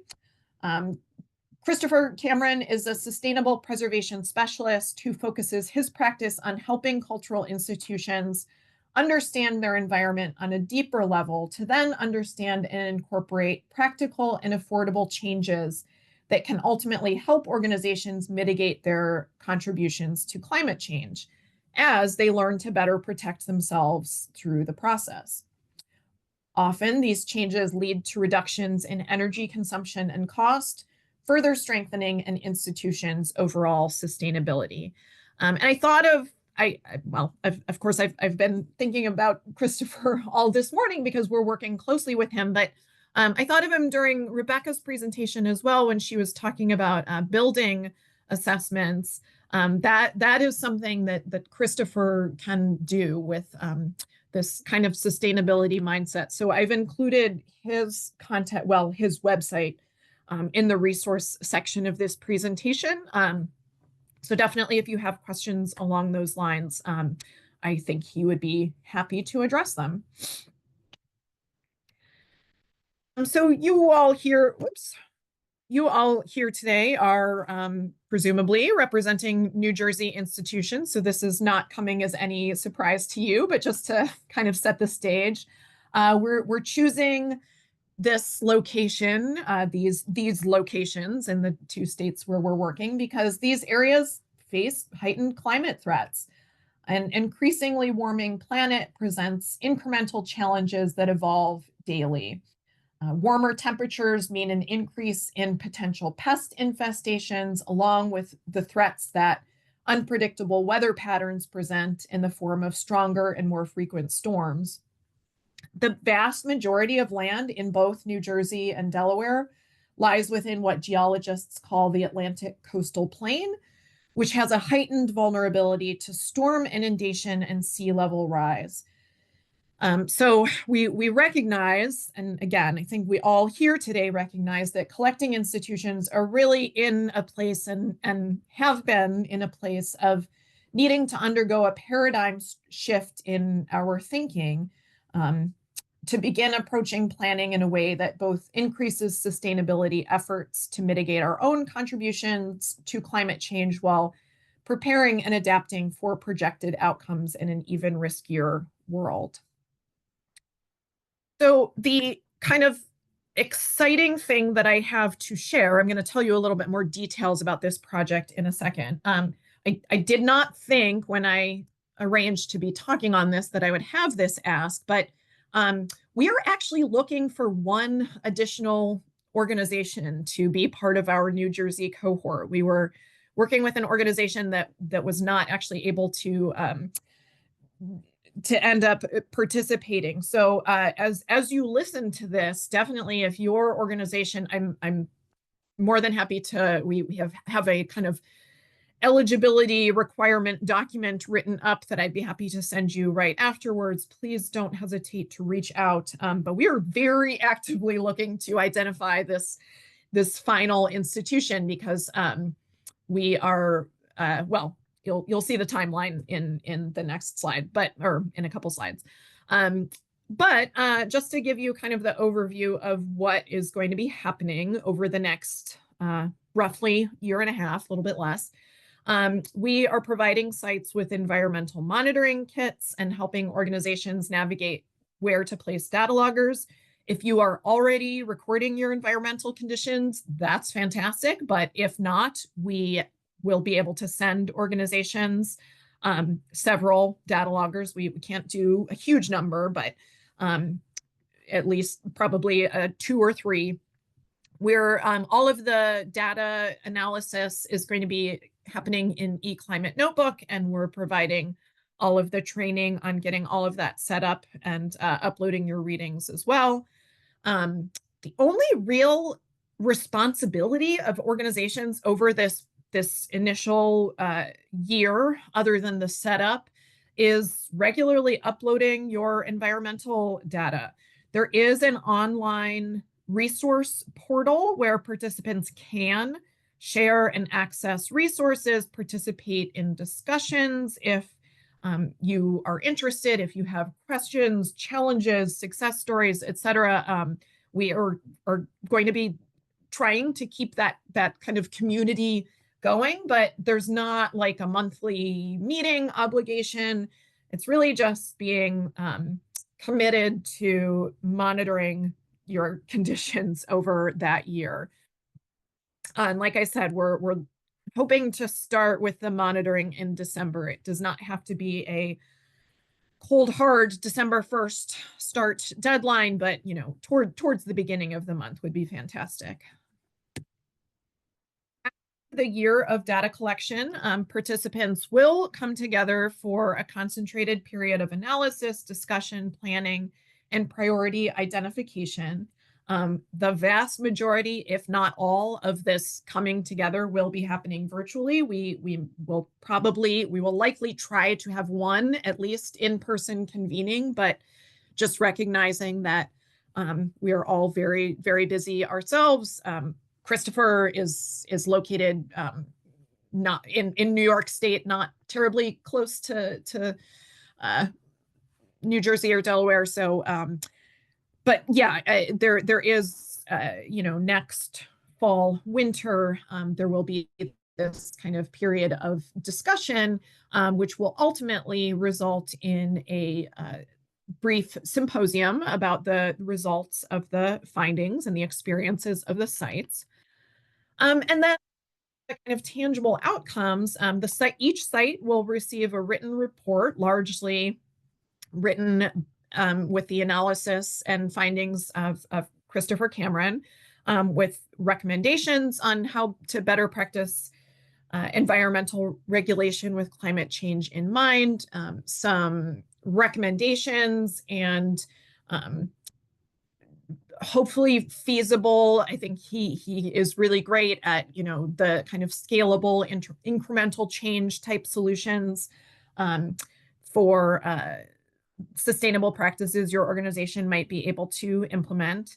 And then we are going to be developing a brief toolkit, particularly for emergency preparedness and environmental sustainability within this region of the country. More on that in a moment, because we're not trying to reinvent the wheel. There are other collection sustainability toolkits, and I'll introduce you to my favorite one in just a moment. But yeah, something that can really be targeted to this particular area of the country.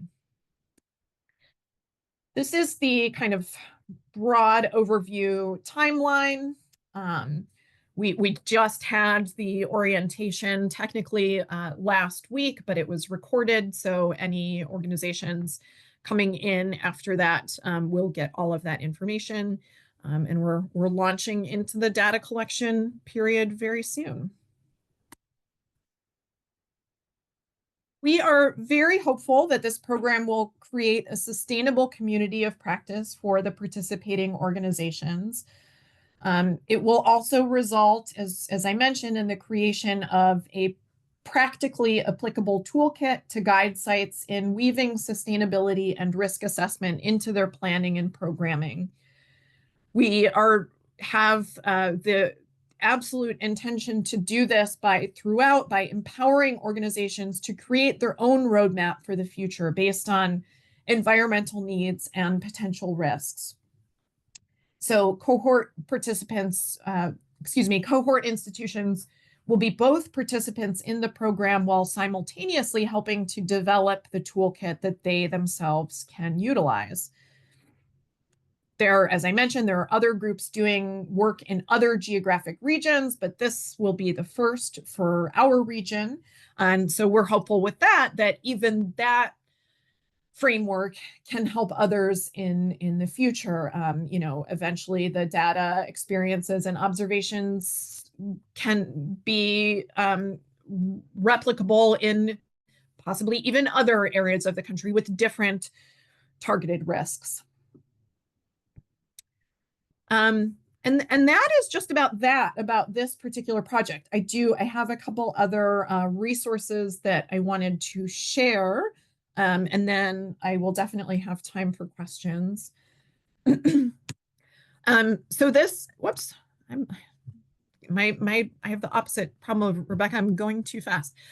This is, I know Rebekkah shared this resource as well, but I think the FEMA National Risk Index is really, really very easy to use and kind of spits out a very understandable, clear outline of the risk index for a particular location, as well as the more detailed particular risks of particular types of incidents. So, and you can do, this is all on the county level.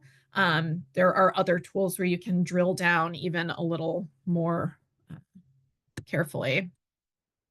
And then finally, the final thing that I wanted to make sure you are all familiar with, this is the kind of, in my eyes, the really star student as far as climate resilience resources for cultural heritage. This is through the Foundation for Advancement in Conservation.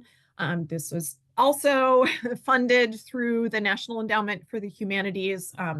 Just as a side note, the NEH now has a grant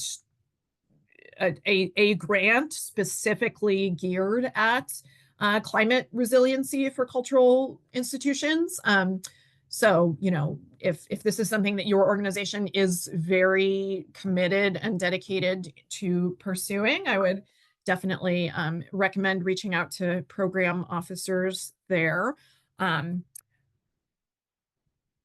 yeah, the FAIC Climate Resilience Resources for Cultural Heritage, they aimed to change and broaden the approach to how cultural resources can be made sustainable and resilient in the face of the changing climate.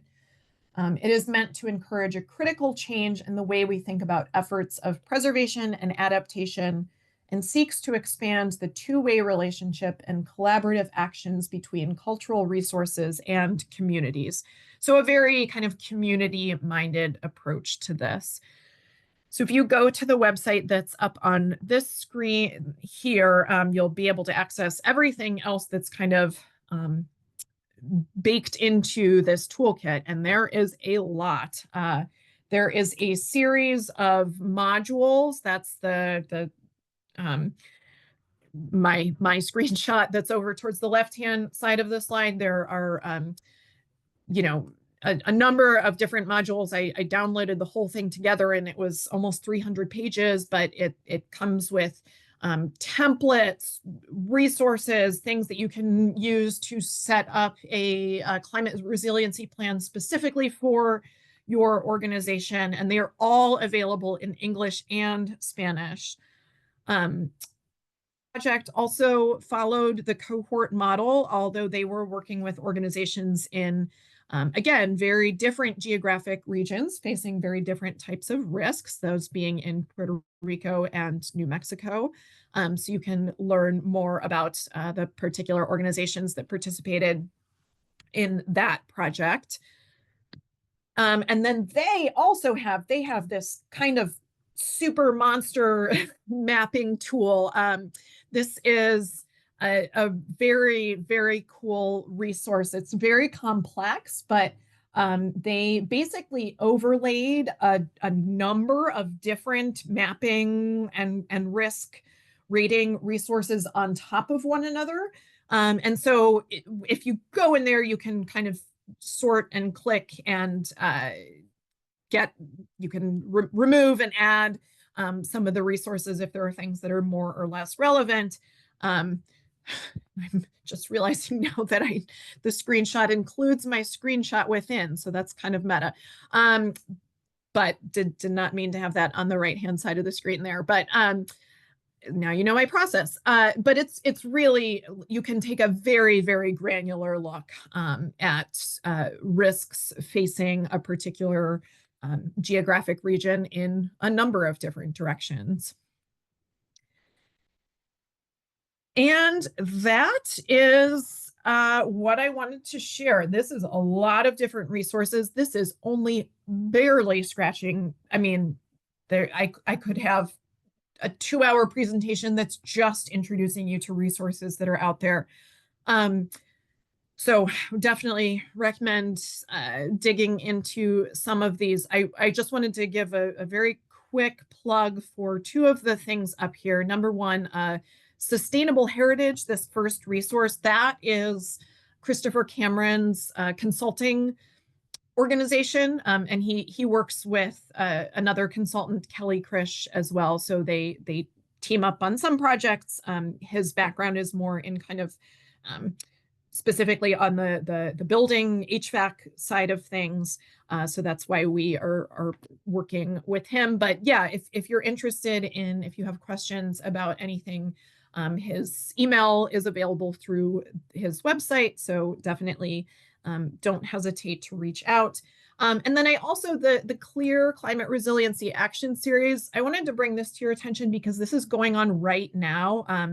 It's probably about a third of the way done, but it's a series of webinars over, I think they started back in September and they stretch on into something into the new year, but a series of webinars on exactly this topic. So I am signed up for all of them. It's one of those things where if you register, even if you're not able to attend live, I think they will send you the recording. So definitely would recommend checking those out.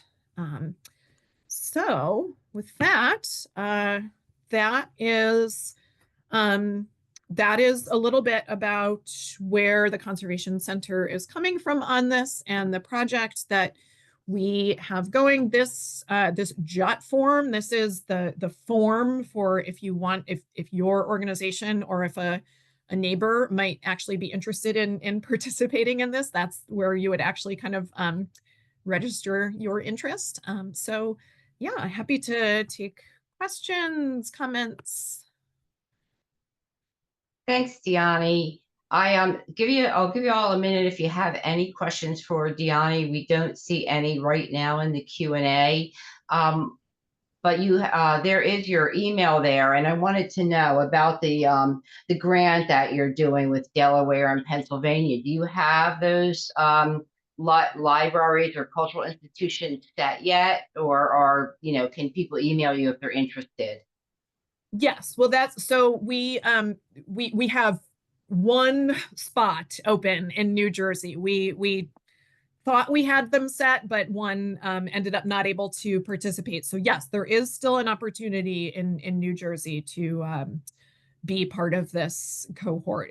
If nothing else, you will get a free year of environmental monitoring. That's great. So here you go, New Jersey people, whoever's online, please contact Dyani. And Please, just yeah. one more thing, a little bit more about your department there at CCAHA. What are some of the outreach programs that you do, in case anyone online here is interested in the future in having some sort of programming? I know Yeah. that there's a whole host of things that your department offers. Can you talk a little bit about those? Absolutely. Yeah. Thank you. So yes, we have a whole suite of education programs. We do a lot of in-person programs. I think that's really kind of our bread and butter, to be able to have the hands-on experience in working with, I think Michelle mentioned at the top of my session, we've done a number of programs on salvaging collections after a water emergency. So obviously it doesn't fully replicate the experience of working with water damaged collections in a true incident, but just to kind of give participants that experience in how paper changes when it gets soaking wet, or how you might have to make prioritization decisions about salvaging one thing before another. So we have a whole simulated salvage exercise that's definitely one of our more kind of intensive and I would say popular, just because of that hands-on experience. But we do other kind of not only disaster related programs, we do programs on basically anything that is going to impact collections care. So we do hands-on workshops on building boxes and enclosures for collections.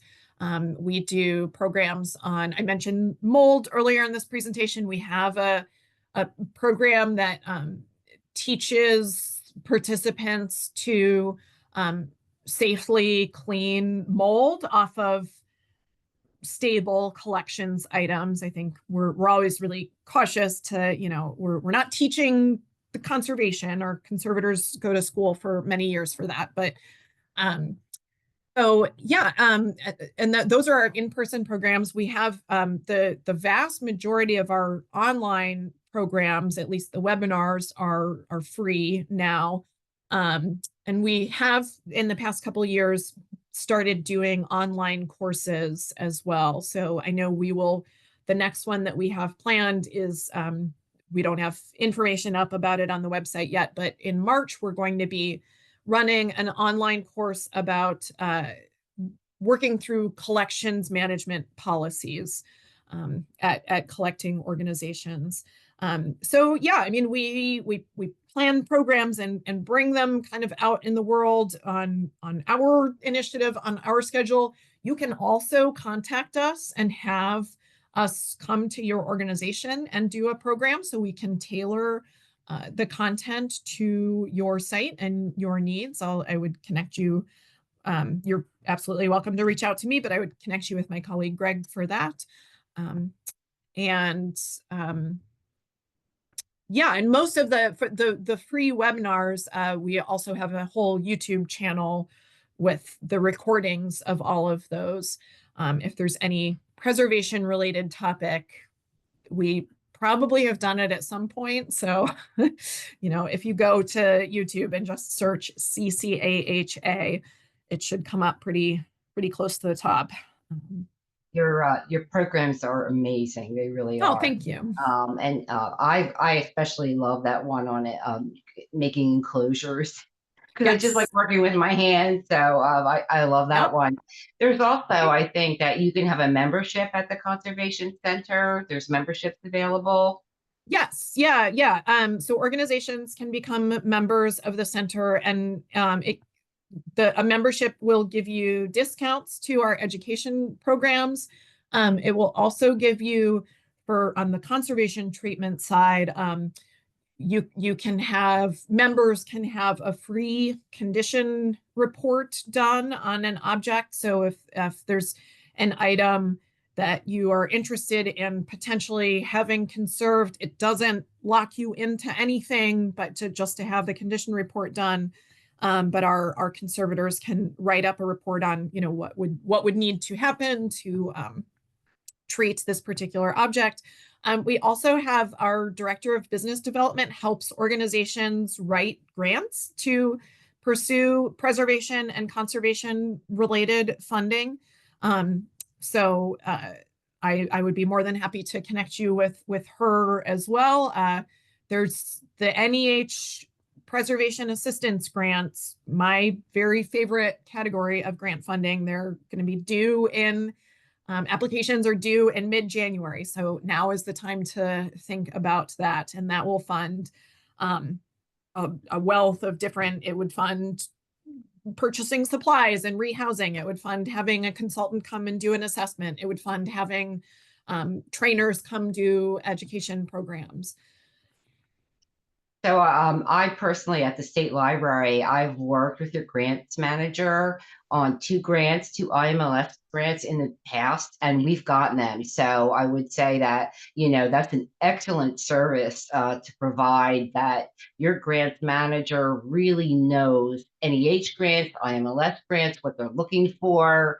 And so you can discuss with them what you have in mind for your project or your programs, and they will work with you to put in the best grant application possible. And as I said, we applied for two with your help, and we got both of them. So that's a wonderful service that you offer. I also get your incredible newsletter, Artifact. So do you have to be a member to get that? Or so if you can it's sign up on our really, website. Yeah. it's a really fascinating newsletter. How often do you put that out? Is it? Well, the print version, we're actually only doing once a year now. But we have a monthly e-newsletter that comes That's out where as I well. see it. I always see it online, and it's Yeah. just full of just fascinating programs and projects. And then the last thing I want to mention before I let you go, because I don't see any questions in the Q&A, I think twice a year the Conservation Center offers this just absolutely fabulous open house. Yes. And I've been to many of them, and all the conservators are there. In fact, the whole staff is there, and you're able to go through and see the absolutely fabulous projects that they're all working on. And the conservators describe them, describe the treatments that they're doing. And it's just a really special night if you want to get inside the Conservation Center, see what it looks like, see the actual conservation part of it, because mostly what I deal with or you're dealing with are these educational programs, as you mentioned. But the open houses are a chance to really get in there and talk with the conservators, and then you could talk about if there's any projects that you have that you're thinking about getting treatment for. They can give you some more information on that. So with that, let me say, Dyani, I want to thank you so much for your time today. Yeah. And I want to encourage anyone that has any questions to please contact Dyani. We really appreciate your being here. And with that, I'm going to say we have a 10-minute break till 11 o'clock before we bring Molly on and talk about D-Plan and Arts Ready, preparedness for the arts. So please take a 10-minute break, but please come back, because it's really a fascinating and different kind of program that we offer. Dyani, I'll see you soon, and thanks again for all your time. Take care. Thank And you. be back at Thanks for 11 having me. o'clock, everybody. You're welcome. 11 Okay. o'clock all. See you in a Bye. few minutes. Bye-bye. If there's anybody hanging on here during their 10-minute break, if you have any questions for me, I'm going to be here. I'll be happy to answer them. If not, I'm just gonna mute my video and mute my audio, and I'll just keep an eye in the Q&A and see if there's any questions asked. Okay, so see you all at 11.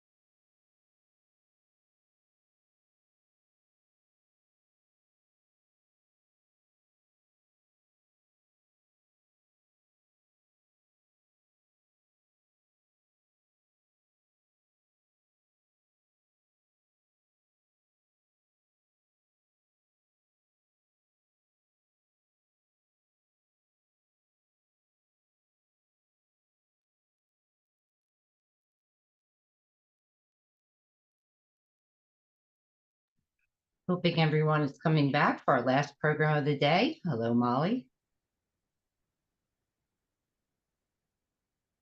Hello, everyone. Hello. Just about 11 o'clock. So why don't I get started with our last program of the day, which is jumpstarting your D-Plan Arts Readiness Plan. And I would like to introduce you to our speaker, who is Molly Quinlan Hayes. Molly is the Fund Development and Program Officer at NCAPER. Hope I'm saying this right, and I know you'll describe that a little bit. Molly works primarily with two institutions committed to the readiness and recovery of artists and arts organizations in crisis. For NCAPER, she serves as a fund development and program officer. And this arm of her work addresses both policy and practice to build resiliency in the national arts sector. And for the New York Foundation for the Arts, she coordinates their Rauschenberg Emergency Grant for individual artists. So while serving as Deputy Director and Accessibility Coordinator of South Arts, Molly designed and guided programs including Arts Ready, the South Arts State Fellowships and Southern Prize, Jazz Road, and the Dance Touring Initiative. She played a lead role in partnerships including the Southern Region Creative Placemaking Leadership Summit and Arts Education Research in the South.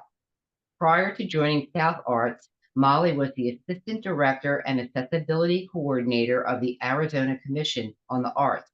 She is a graduate in the inaugural class of, in the inaugural class of Executive in Art and Culture Strategy program at the University of Pennsylvania National Arts Strategy. So welcome, Molly, and we're looking forward to hearing your presentation today. We appreciate your joining us.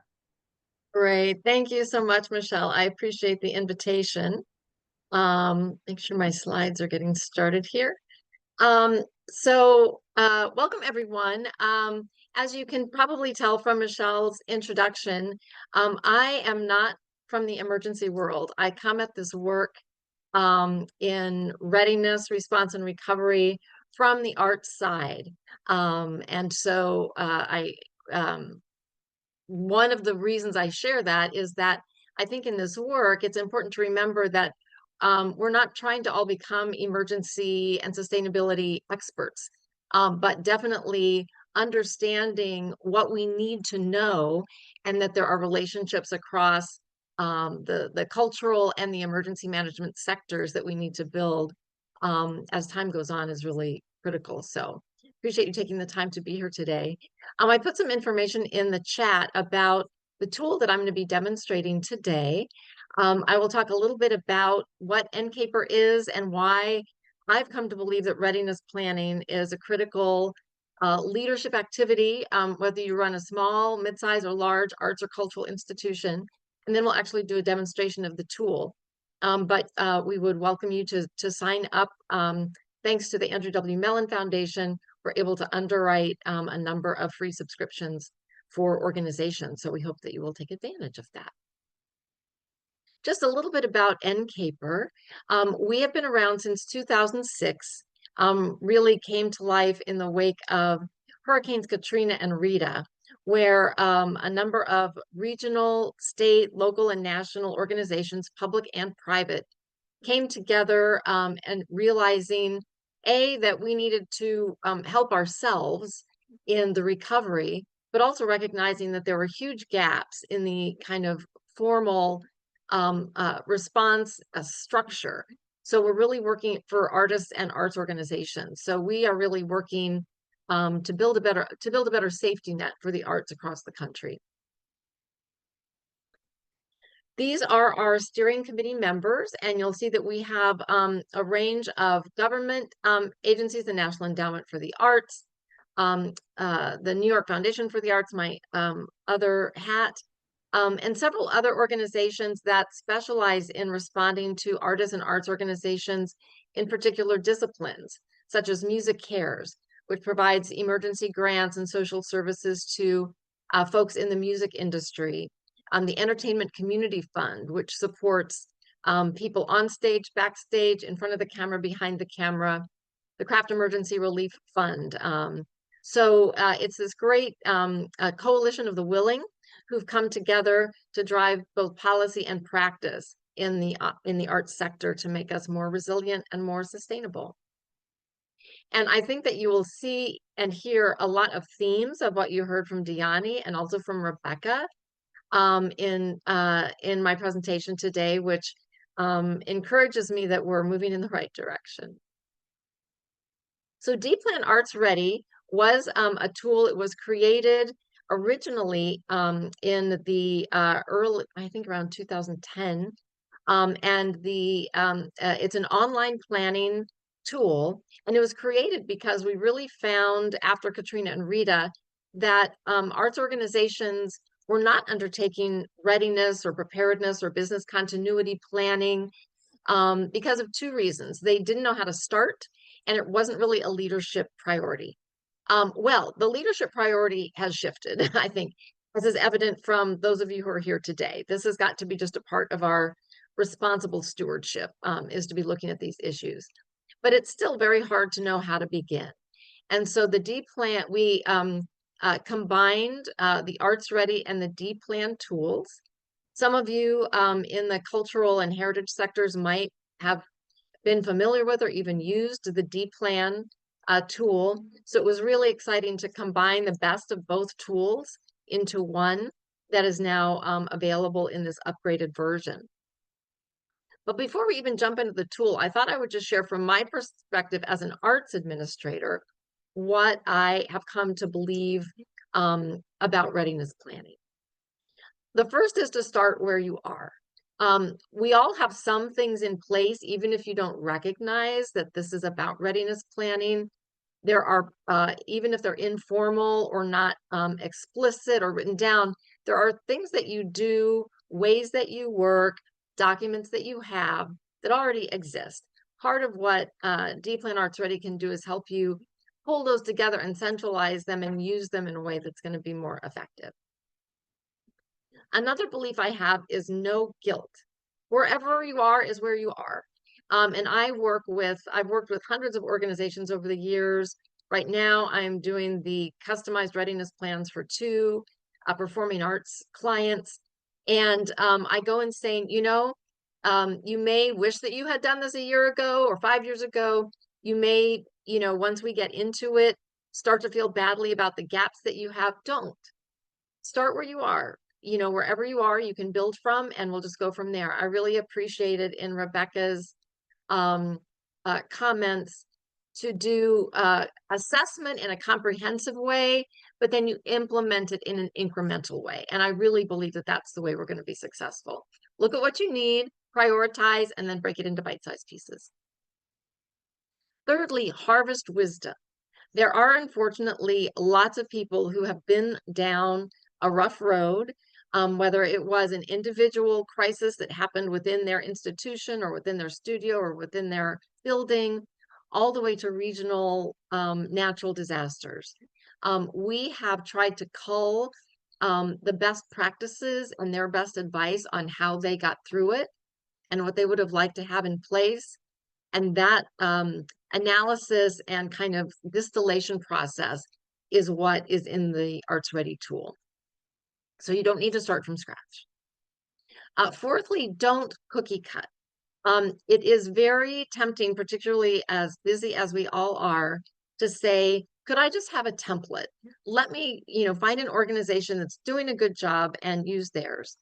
The reason that we discourage that is because, as my next slide will explain, it's really about the decisions that you make for your organization that are important. I find that to be really the crux of the matter. The written document, the written plan that you end up with at the end is important. I'm sorry, I have a cat interrupting me. But it actually can be dangerous to try to copy from someone else, not really know or be invested in what is in the plan. Then suddenly something happens and you need to implement it, and it's not actually going to work for you. And lastly, one of the key elements of readiness and preparedness are redundancy and dissemination. You've heard this already today. You'll continue to hear it. Having redundant systems, whether those are people who know more than one person who knows how to do a critical function, having copies of things, and then disseminating those so that you're not relying on one paper version or one, offsite version, but you have a variety of backups in different modes. So those are the basics that I recommend. Some definitions that I like to use: readiness, meaning being in a posture to be resilient and prepared for whatever crisis or emergency may arise. And we really, one of the beauties of this tool, I think, is that it looks at what we call all hazards planning. That also came up in Rebekkah's comments, that you don't know what kind of issue is going to hit you, and there might be overlapping or concurrent issues. So you really need to be kind of ready to protect your programs and your facility and your people from any type of hazard. And again, that mitigation is the best investment because it helps you to identify potential risks. And then if you can't eliminate them, at least to minimize them. So that if something happens, you're not damaged as significantly. The cost isn't as high, whether that's financial cost or time or opportunity cost. Why? This might seem kind of basic, but there are a lot of reasons to invest in this. And this goes to that idea of, is this a leadership priority? I have seen the best planning advocacy happening from people in the middle. They might be the technical director at a theater, or they might be the development director in an organization. It's someone who understands the value of this and can push it through. So here's some reasons that other organizations have done readiness planning that might help if you're trying to get this accomplished in your entity. You want to be able to continue to fulfill your mission and vision, right? That's your core for being. You want to serve your community. Make sure that your services are going to be available, whether you're impacted or whether your entire community is impacted. You have a responsibility to protect the artistic and cultural assets that you create or have collected, that you exhibit, show. You want to be able to demonstrate sustainability to your stakeholders and your customers and funders. More and more funders are asking if you have a readiness or a business continuity plan in grant applications. Even if they don't, this is a way to kind of give yourself a leg up and demonstrate your sustainability and your leadership by talking about this in your grant applications. Also to new board members. That's a question I've heard more recently in the last year or two. Do you have a readiness plan when people are being invited onto boards? And finally, and maybe obviously, is to continue to keep your cash flow going, keep your doors open, keep your business and artistic and organizational health by being able to maintain your operations. So what is a readiness plan? As I mentioned before, I really feel that it is the results of an intentional decision-making process about what you'll do in a crisis and who will do it, so that people know what their responsibilities are ahead of time. Neuroscience tells us that when you're in an emergency, you're only operating at about 60% of your typical cognitive capacity. So that's not a great time to be making important decisions about people, about your collections, about your assets. You really want to be making those decisions ahead of time, training and drilling people in the plan so that when a crisis happens, you can move immediately into that muscle memory and react. So as you're thinking about a readiness plan, we recommend that you think about these different types of crises, right? There are human-caused crises, and then there are natural ones. There are also emergencies that are accidental, but there are also ones that are intentional. There are people making mischief out there. And finally, there are forecast events. These are usually storms, but things that you can plan for if you need to shut down your facility for some time, do whatever planning you need to take. But then there are the other events that just hit from out of the blue. you're unprepared for, and so you need to be able to respond right away. So when it comes to your actual plan, when you're talking with your team and you're looking around at all of your operations and thinking about what you need to document, I kind of think of these three buckets of the kinds of information and material that's going to result in your actual written plan. One is just information, again, that you're centralizing and documenting. These are facts. This is our insurance broker, and this is their phone number and their email, and this is our policy number. These are our, this is our emergency response team, our lead, our documenter, our personnel person. These are our key contacts for vendors that we might need in a crisis. This is how we reach our board. Then you have your bucket, which are instructions. These are checklists. If there's, this is how to turn off the water main to the building. This is how to do a walkthrough to make sure that the theater is safe before the audience comes in. All of those kind of, if there's a bomb threat, this is what we're going to do. So where you can just immediately flip to that page and say, okay, this is exactly what we're going to do. And then there are the actions. Again, you're going to do an assessment that's comprehensive, but do an implementation plan that's incremental. So once we've figured out what our priorities are, what our risks are, how we can better protect ourselves, we're going to come up with a priority list of the things that we will do, and we will budget it into our schedule and our financial budget and our thinking over time. So that in 6 months, in a year, in 2 years, we're going to be that much better off and more prepared than we are now. One more slide, then I'm going to take myself off camera and we're going to jump into the Arts Ready tool. As you're building your plan, and the tool will guide you to this, but there are a couple of things that I would recommend you keep in mind as so that this is the least intimidating as it can be. The first is in terms of the content that you can pull together as part of your plan. Some of that is going to be documents, files, materials that you already have.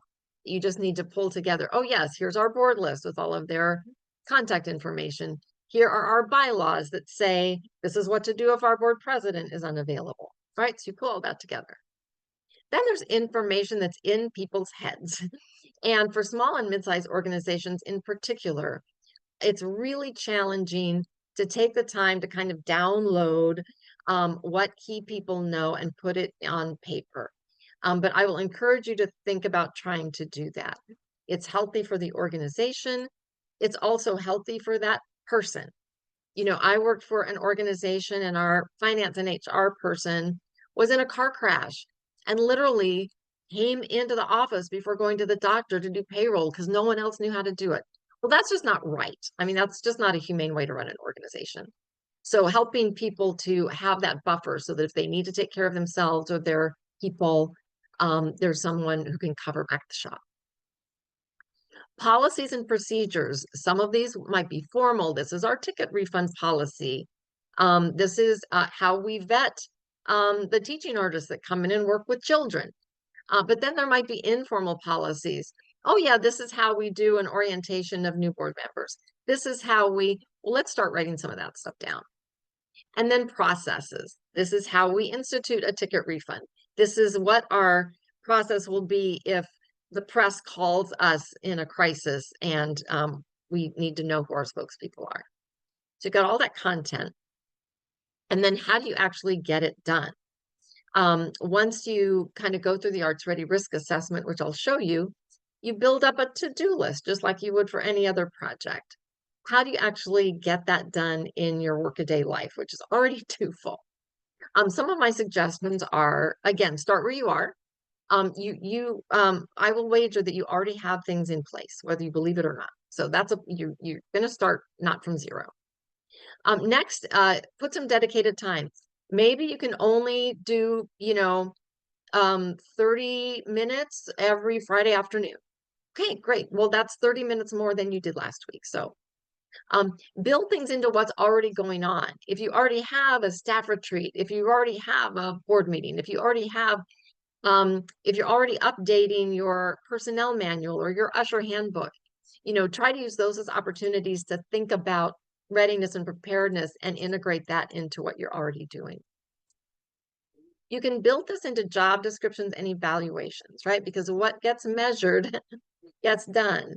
And so if you start building this culture, which is my next bullet, this culture of readiness and preparedness and just thinking about how do we make ourselves more able to bounce back and have those conversations, then you can start making people responsible for helping to carry that out. And by putting that into actual job descriptions and evaluations, it gives you an accountability. And it also gives them the leeway as well as the responsibility to get the things done. So that's kind of my advice, setting up how to think about building a plan. Michelle, before I move into the demo, I just wanted to ask if there are any questions in the Q&A, and if not, I'll go into the demo. Hey, Molly, I don't see any questions in the Q&A, but if anyone from here on out would like to submit something, please do so. So continue, please. Okay, great. Then I am going to go ahead into the demo.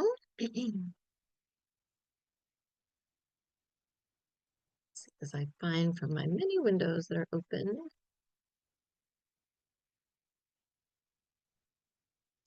I apologize. Here we go. Okay. Oops, sorry. I jumped to this too quickly.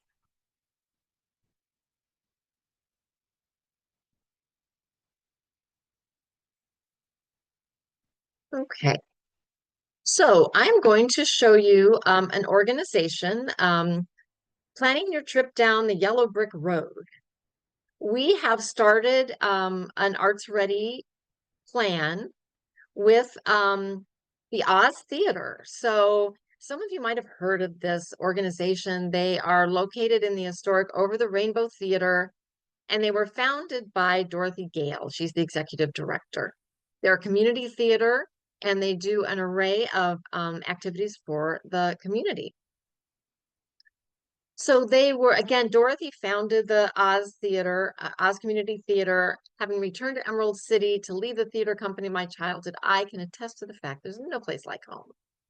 So when she founded the theater, one of her first priorities was subscribing to D-Plan and Arts Ready, because if anyone knows that a hazard can come out of the blue, it's Dorothy Gale. So they are located in Emerald City, Kansas.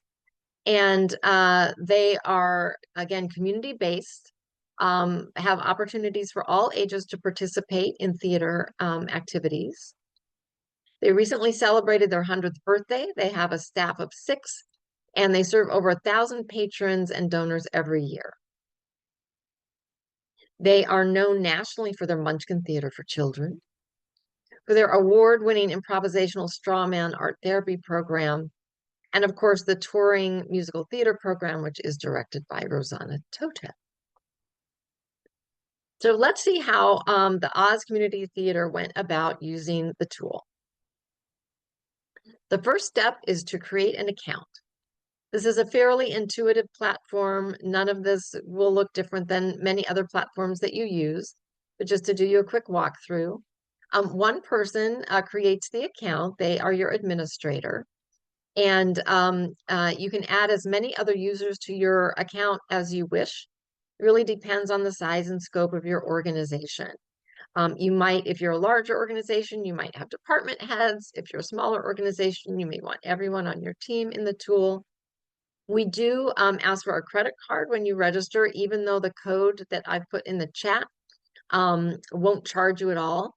But again, one of the most basic tenets of readiness planning is backups, right?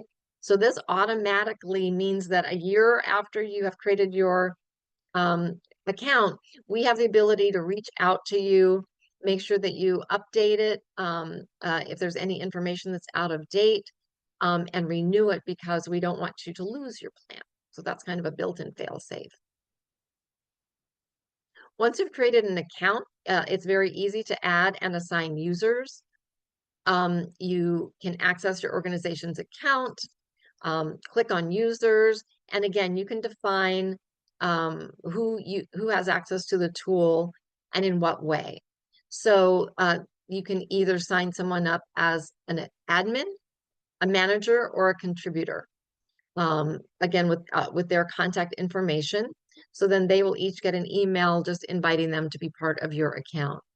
And this allows you to think about what people might use the tool for. So this tool is where you are going to assess your risks, store your information, add, kind of serve as your to-do list, all of those steps that I described earlier. This actually automates all of those for you. So an admin is someone kind of a power user, right? They can have access to all of the elements of your account. A manager can see everything. They might have a limited ability to edit and delete. So this is where most of your users are going to live. Then you might have contributors. And these are people that might view information, but you don't necessarily want them working in the tool. So this might be your board president or your treasurer. It might be your key, the person who leads your usher team, things like that.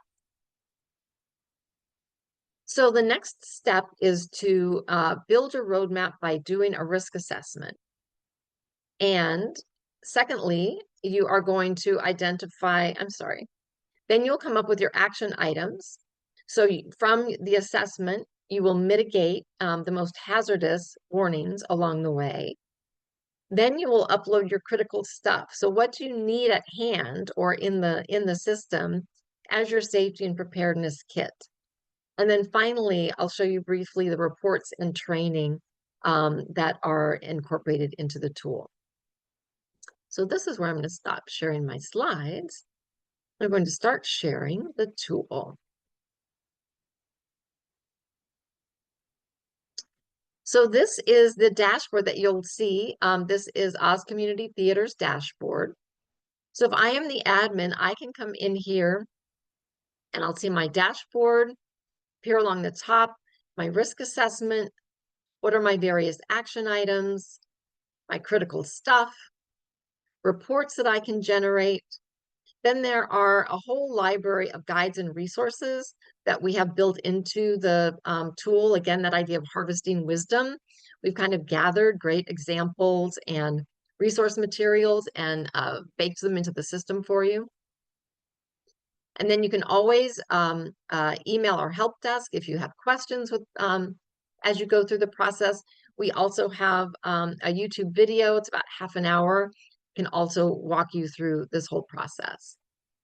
But the first step that you do, you've signed up, is that you are going to move into your risk assessment. So we have broken most arts and culture organizations. We found your activities fall into these 9 categories.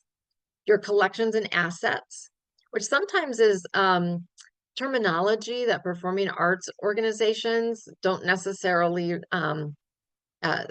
think of, but but it is not just libraries and archives and visual arts organizations that have collections and assets. You have your historical information, your data, your playbills and posters and programs, recordings and documentation of your work, as well as whether you have artifacts or musical instruments or a music library. But all of those things of value fall into your collections and assets basket. Communication, that's both internal communication and being able to communicate with the outside world. Your community, I was so taken by what Rebekkah said about social equity and connections being an important part of resiliency. And we definitely, that has been a core principle of Arts Ready from day one. Your facilities, whether you own, rent, borrow, whether you have one little office or you have a whole campus, we address your facilities. your finances and insurance, IT and data management and safety, people, staff people, artists, faculty, volunteers and board members, all of your programs, whether those are public exhibits or performances, educational programs, they're all covered here. And then finally, trainings and drills. So let me show you what that actually looks like in the tool. Here is the risk assessment that Oz Community Theater has done, and we're starting with collections and assets. So here you'll see that we pose about 10 or 12 questions or readiness statements for each of these critical business functions. The first one is it true that your most valuable assets, whether that's artwork or collections or equipment, costumes, are they stored in such a way as to minimize potential damage from water? Those condensers up on the platforms, right? You have the ability to decide, is this a moderate risk for us? And Oz Community Theater has decided that, we're not that far from a river, and we have a lot of historical costumes, as well as those ruby slippers that we need to protect. So we're going to say that that's a moderate risk. What's our readiness level? Either you're ready, yeah, we've got that. We don't need to think about that anymore. We're just going to tick that off the list. We're not ready. We know this is a risk, but they are not stored in a way that's going to minimize damage from water. So we're not ready. Unknown. You might be going through this risk assessment survey and you don't know the answer. That's okay. You can put unknown and come back to it later once you ask the person who knows. The idea is we want you to get through the assessment in a relatively short amount of time. Or if it literally does not apply to your organization because you do not have any valuable assets, then you would say does not apply. But Oz has decided that it's a moderate risk and that they're not ready. So here they're able to describe that a little bit. And the reason that it's important to kind of add this little detail is, again, if I'm filling this out and tomorrow I get hit by a bus, someone else needs to come in and be able to understand why these responses are the way they are and move forward. So here we've just made a little statement. The Oz Community Theater, we store our costumes, not good practice, in the basement of our 100-year-old theater building. There's an exterior entrance to the basement. We aren't that near a source of water, but we do have a need for climate control. So these are our, this is our current statement of where what our status is. And then you have the ability to add action items, which we're not going to get into right now, but it'll begin to move you into kind of this to-do flow. So I'm going to save my answers. And again, you move to the next question. Is it true that your collections and assets are not stored in the basement, attic, or other spaces without temperature and humidity controls, right? Because that's the best case scenario. Again, for your particular situation, is this a serious, moderate, or not a risk at all? And are we ready or not? So you just continue in this fashion through these questions. And just to give you an idea of what some of the other ones, oops. Okay, good. See, it warned me I need to say my answers before I move on. Good little fail-safe. Communication. Best practice is that you have a designated media spokesperson along with a backup person and a crisis communications plan so that you know if something happens, who can talk to the media, how you're going to handle social media, all of that. Again, what is your risk? What's your readiness? What do I need to know about where we are today? And so on your phones, have call forwarding so you can receive calls to your mobile. You keep your current events calendar in such a way that it can be altered so that if suddenly your theater's unavailable, you're off site, and you need to be able to put up online.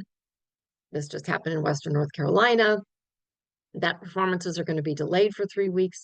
You want to be able to get that information to people right away. So it just continues in that vein through the critical functions. This is designed for you and a team. We recommend that, kind of key people in the organization do this together. You can go through this risk assessment in about an hour. So once you do that, it's very self-paced. And action items are things that you can add from your risk assessment. So here, just to remind you, in collections and assets, we have determined that we need to assess the condition of the costumes and props in the basement. And so we need to, do something about protecting them. So here, we have added this, and I've been able to make it a priority with a particular date when it's due. And I'm going to assign it to my team member, Glinda Good. So this was due back in July, and she hasn't noted that it's complete. So I need to get on her about doing that. And here you'll see someone who was assigned to move goods to our storage unit on 1 Yellow Brick Road. They have completed that. So this again is your project management system, and you can create a new action item, title it anything that you want, make a brief description, give it a priority, assign it to anyone in your team and your critical area. What's the due date? Who it's assigned to? Assign this one to Lion Coward. And then once I've created that, they will actually receive an email. We'll both receive an email, me that I assigned it, and they that it's been assigned to them. At any time, you can go in and switch up the priorities, or if they come to you and say, I'm not going to be able to get to that by the 22nd, but I could get it done by the 29th, it's easy to just go in and change it in the system. Critical stuff is a place to upload. Again, this is not your cloud storage. It doesn't replace, your full server, but it's the place where you want to put any documents and files that in an emergency you want to be able to get at right away. And this can be text, it can be a file, it can be instructions, it can be a picture or a video. So for instance, here we have noted that these are the locations of the administrative offices. Here we have the contact information for a FEMA collection specialist if our collections are damaged. We have uploaded our directors and officers' insurance policy so that if something happens again, we can snag it right away. Anything that you might, again, our Historic Theater Insurance Program, we know that LHAT, the League of Historic American Theaters, that link is out of date.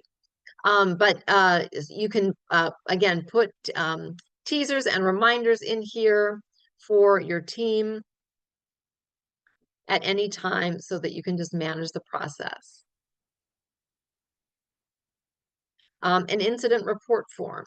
If something happens, if there's an accident, a slip and fall, or something is misplaced or potentially stolen, this is where we've uploaded our incident report form. Again, this can be done at your pace, and reports are a way for you then to export or share any of this information. Again, you can keep this as close and secure as you need to, or you can share it with others on your team. For instance, you may want to share information on the fire escape plan with everybody, but you may not want to necessarily share with everybody your salvage priorities or your insurance policy information.